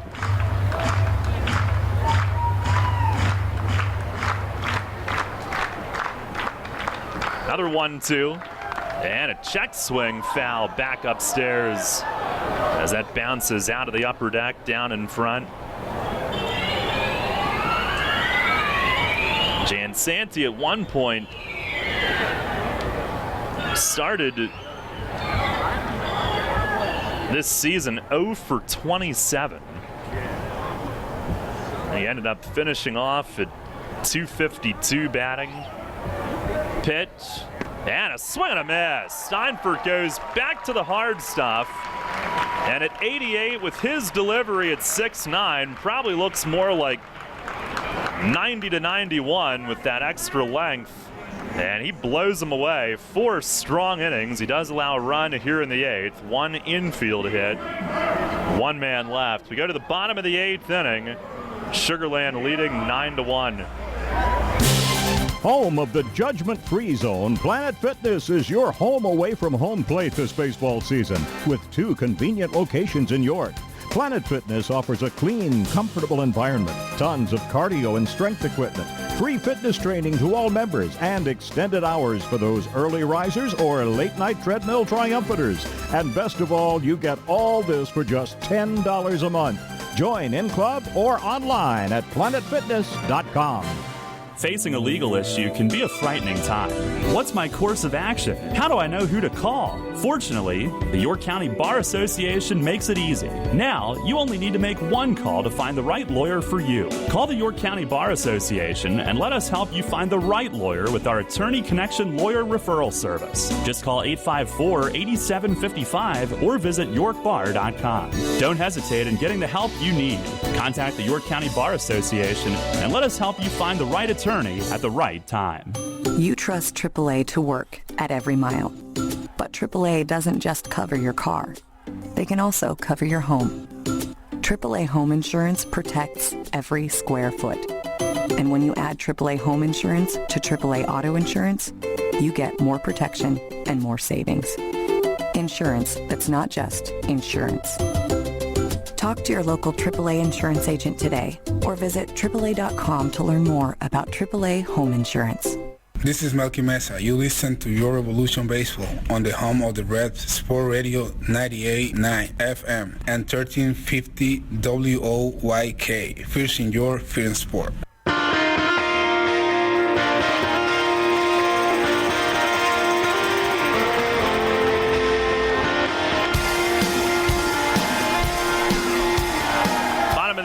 Right-hander Josh Martin, he's the one that hit Melky Mesa in the hands on Wednesday night. He comes in, pitching change brought to you by Maple Donuts.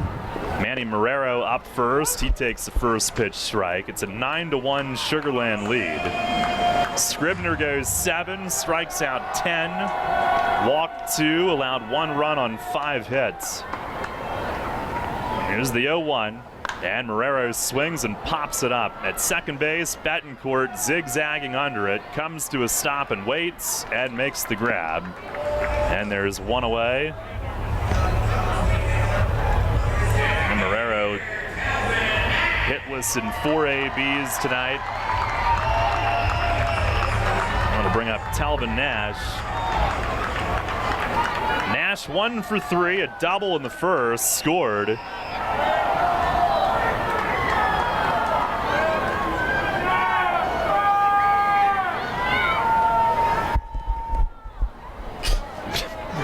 Martin the pitch misses high. Bless you, Brad. Thanks. Appreciate that. Oh, man. Stranger things have happened. 5 outs to play with. You never know. 1-0. That's way high. Revs did have their 6-run 9th inning comeback against Sugarland back on August 26th. Yeah, Ricky Gomez, I don't know if Pete will have him throw 60 pitches again.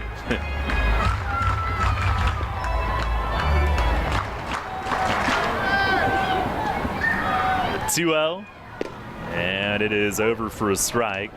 Martin, who started the year in the Phillies system at AAA, is released and has been with Sugarland since mid-season. Allowed a Carlos Franco home run Wednesday night and then hit Mesa. Pitch, swing and a miss, high fastball. He went an inning, 1 run so far in this series.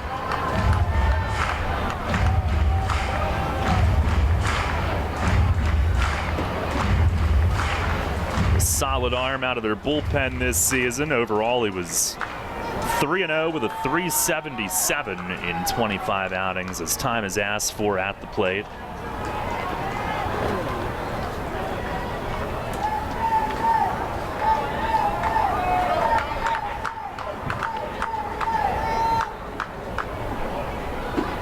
Martin, 6'5" righty, fires and a breaking ball, swing and a miss. Slider dove into the dirt. And the tag applied by Stanley. 2 down here in the 8th inning. Now tomorrow night, game 4 will be win or go home for the Revs unless they pull off a miracle here. Jake Welch scheduled to face Chase DeYoung. And I don't know if Mace would entertain bringing Mitch back on short rest or not, but did have the travel day in this series. Here's Tejeda, 2 for 3, RBI double. First pitch swinging, and he goes after a high hard one and comes up empty. That's the first thing I was thinking too. You know, Mitch, the guy that really is the true ace of this staff. Do you try to rush him back or roll the dice with Welch? Welch was dominant in his Revs debut, struggled a bit the last 2. Still kind of a coin flip. There's a swing and a foul back over the roof, 2 strikes. It'll be interesting to see. I mean, I don't know how radically you can reconstruct the lineup. Obviously, the pieces have to stay the same, but could see guys get moved around. Well, Franco will be back tomorrow. Well, that's a plus. Mesa, hopefully. 0-2. And a swing and a drive. High and deep in center. Jansanti back. He's got room on the warning track. Makes the play just shy of the furthest right pole on that batter's eye. Right on the middle of the warning track in center, and Tejeda just missed. That was a tee shot down the middle, but it stays in the park. Revs down in order in the 8th. Yeah, we'll go to the 9th tonight. Sugarland leading 9-1. Everything you've worked for may be facing a hostile takeover, but step outside the boardroom and look around. Not taking care of business right now could leave you dealing with a hostile takeover by crabgrass later this summer. And broadleaf weeds are just beneath the surface, ready to take their share of your turf too. Prevent hostile takeovers. Call Heritage Lawn and Landscape Care and give your lawn a good, healthy start this year. Heritage Lawn can apply crabgrass pre-emergent and quality fertilizer now to fortify your lawn for later. HeritageLawnandLandscape.com. World-class care right in your backyard.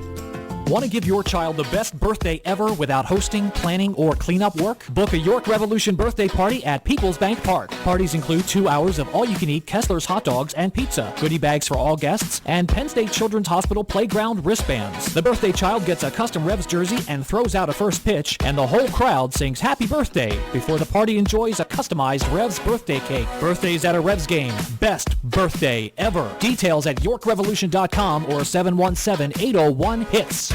Money and business are essential to the strength of a community. So is cheering and celebration and music and fun.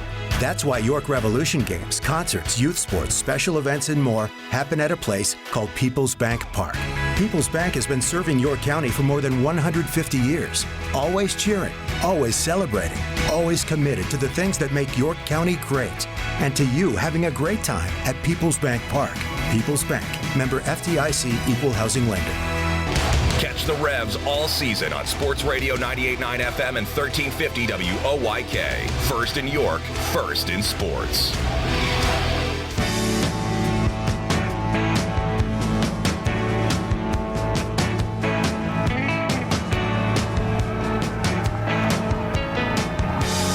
Head of the ninth inning, Robert Carson takes over. Pitching change brought to you by Maple Donuts.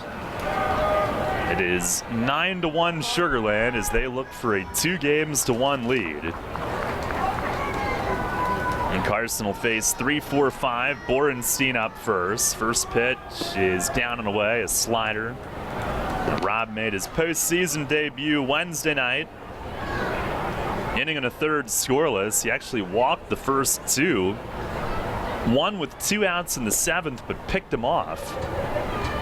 Fires and a swing and a line drive straight away center. Trap is back though and runs it down, just gliding back deep into right center. Flung the glove hand up and reels it in for out number 1.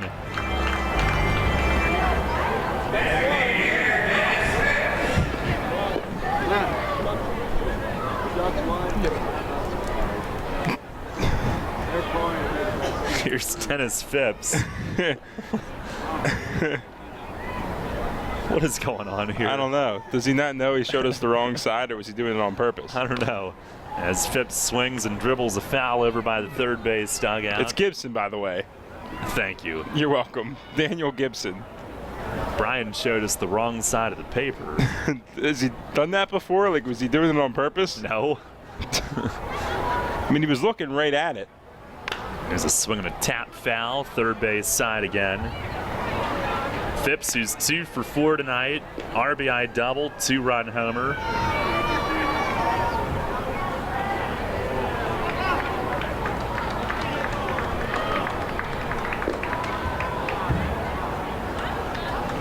Carson ready. And the 0-2. Check swing on a high fastball, and there will be an appeal. Tim Detweiler said he held down at first base. So Carson Wednesday walked a batter with 2 outs in the 7th, picked him off. That was Silverio. Then walked the first man in the 8th. But eventually, Cody Stanley was forced out. And Rob ended up with an inning and a third scoreless. Now the 1-2, and that's buried in the dirt. Skelton fights to get over on top of it. How do you like our new mic, Brett? It sounds pretty crisp, to be honest. That you can hear what it's picking up. No longer as angry. Move forward. That's good. I'm glad. You forgive and you forget. I didn't say I forgive or have forgotten. Here's a swing and a miss. Fastball from Rob, down and away. He gets Phipps swinging. And that's out number 2. All I've said is that we've moved forward with a new piece of equipment. Well, we can only move forward, right? We just take steps forward. Just got to keep going. You know, can't break my stride. Got to keep going forward. Yep. Here's Albert Cordero. He's 0 for 4 tonight. Carson with the pitch. Swing and a miss. Breaking ball.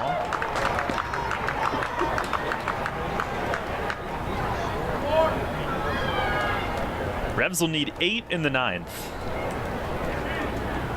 Would be a franchise record. Here's the 0-1. And it's swung on, fouled back, up over the roof.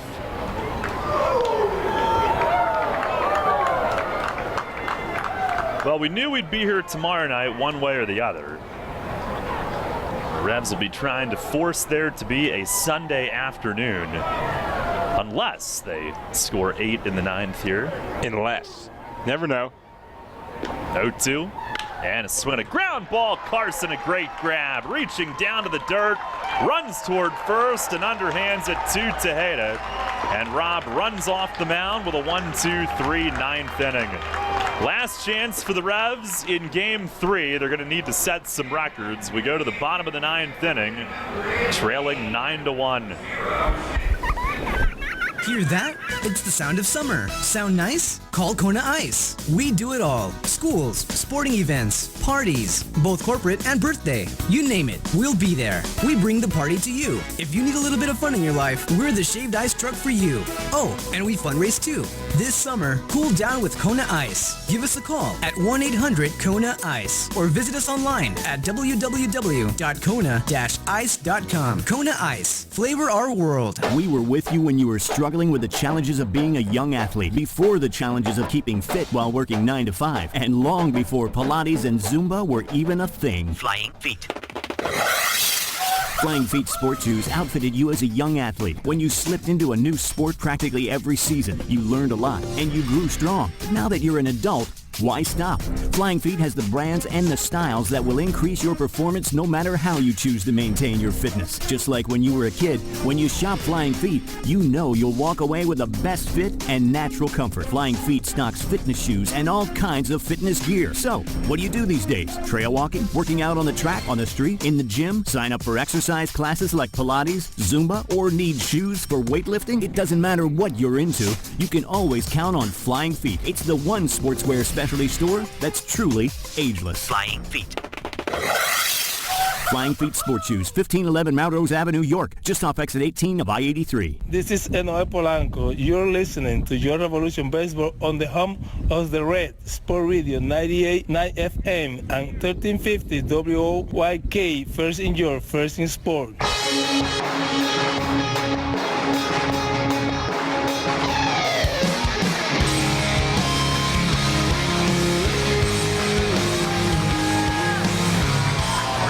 Trail 9-1. We go to the bottom of the 9th inning. Ryan Dent will lead things off. Lefty Daniel Gibson, the new pitcher. First one to Dent. It is a fastball in for a strike. Dent 0 for 3 tonight. He's now 2 for 12 in this series. Pitching change brought to you by Maple Donuts. Gibson with the 0-1, and a swing and a floating liner over short. That'll land in left field. It's a base hit. Revs with their 6th hit of the night, first since the 6th inning. And Dent starts it off here in the 9th. It's got to start somewhere, right, Brett? Right, you just got to keep chipping away. You never know. Just got to keep working it. Gibson had an inning and a third scoreless in game 1. Here is Henry Castillo, who's 1 for 2 with a single and a walk tonight. Long Island is in. They've beaten High Point 3-2. Our York Mitsubishi out-of-town scoreboard. Here's Henry Castillo. First pitch swinging, a slider. He swings through it. Well, let's see. It was 2-1 in the 7th. They scored an insurance run in the 8th, gave up 1 in the 9th, but hung on to win. Was not a waddle off, as they call it. Pitch is beaten foul over by the Skeeters' third base dugout. 2 strikes. Now, Seth Simmons beat his former team with 7 innings, 1 run on 2 hits. Ooh. And Joe Van Meter went into the 8th, but took the loss. Tough luck loss for Joe. That was one of the more dominant seasons here in this league, and I have to say probably the best of any starter in the history of the Rockers. He set the tone. He said this year he was going to change speeds on his fastball, like actually vary the speed within that pitch, and he had great success. Here's the 0-2. That's in the dirt, blocked by Stanley. Castillo faced Gibson on Tuesday night, had a base hit off of him.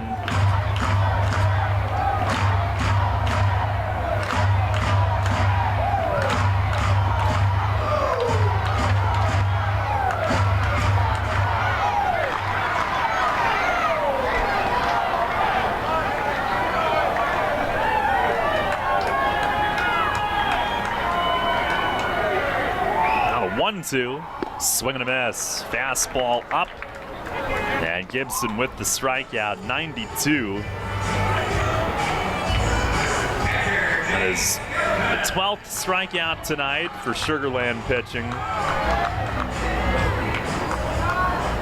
Now with one down, James Skelton to the plate.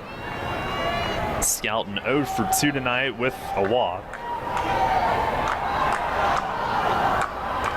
And Gibson fires. It is a called strike, outside corner. Gibson, who was with High Point earlier this year.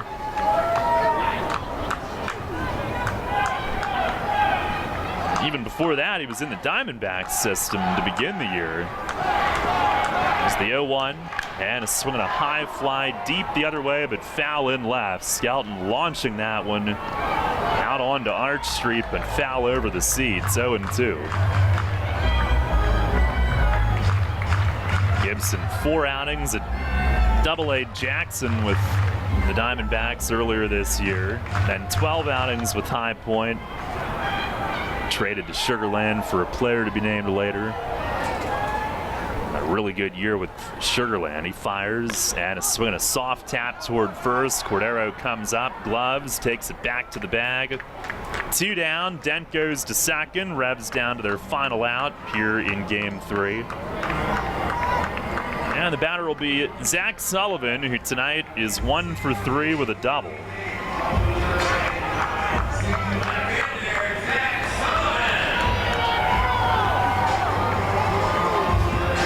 Gibson with Sugarland this season was 2-2 with a 2.41 ERA.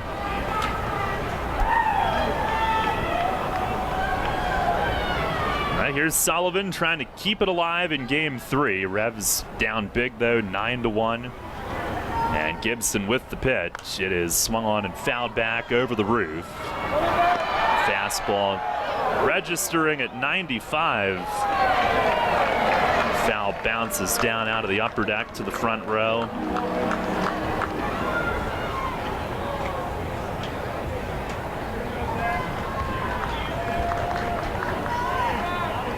Well, the 0-1, and a swing and a line drive to right field. It is in for a base hit. Dent up to third. He'll stop there.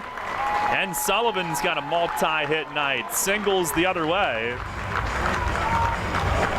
And it is first and third. Alvaro Rondon coming to the plate.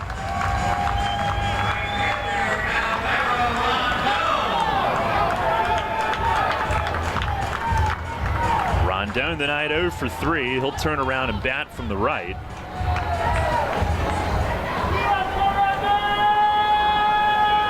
Revs with their 7th base hit.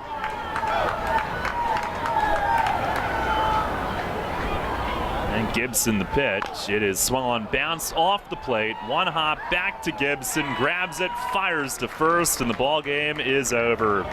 9-1 the final in Game 3. Sugarland takes a 2-1 lead in this best-of-5 series, and the Revs' backs are against the wall. They will have to win tomorrow night to stay alive and force a Game 5 on Sunday. We'll need back-to-back wins on the final 2 days to keep this 2019 season alive. Scoreless 9th for Gibson, no runs, 2 hits, 2 men left. 9-1 your final tonight. Stay tuned, post-game show is coming up next. One of downtown York's gems, Revival Social Club is the place to be in York. Experience our imaginatively, globally inspired menu with everything made from scratch using fresh local products. Try our innovative, creative cocktails at happy hour, Monday through Friday from 4:30 to 6:30. Pop-up events and brunches, dinner with the family, and the perfect party venue with a private room for up to 40 people upstairs. That's Revival Social Club, 19 North George Street in York. Check us out online at revivalsocialclubyork.com. Image 360 York is your choice for graphics that enhance, signage that works, and displays that inform. Everything from color change car wraps to vehicle wraps for your entire fleet, custom window graphic, decals and lettering, interior signage graphics and displays. Don't replace when you can reface. Call Rob and his team at 717-757-4909. That's 757-4909. Or order online at image360.com/YorkPA. It's fast, affordable, and convenient. Image 360, 2260 Industrial Highway in York. Sports injury? Walk into WellSpan Urgent Orthopedics for immediate care. No appointment is ever needed. Our orthopedic and sports medicine specialists are here to treat you. Visit wellspan.org/urgent orthopedics today for hours at our York and Hanover locations. Downtown's ready. Are you? The Revs play here. Sports Radio 98.9 FM and 1350 WOYK, York.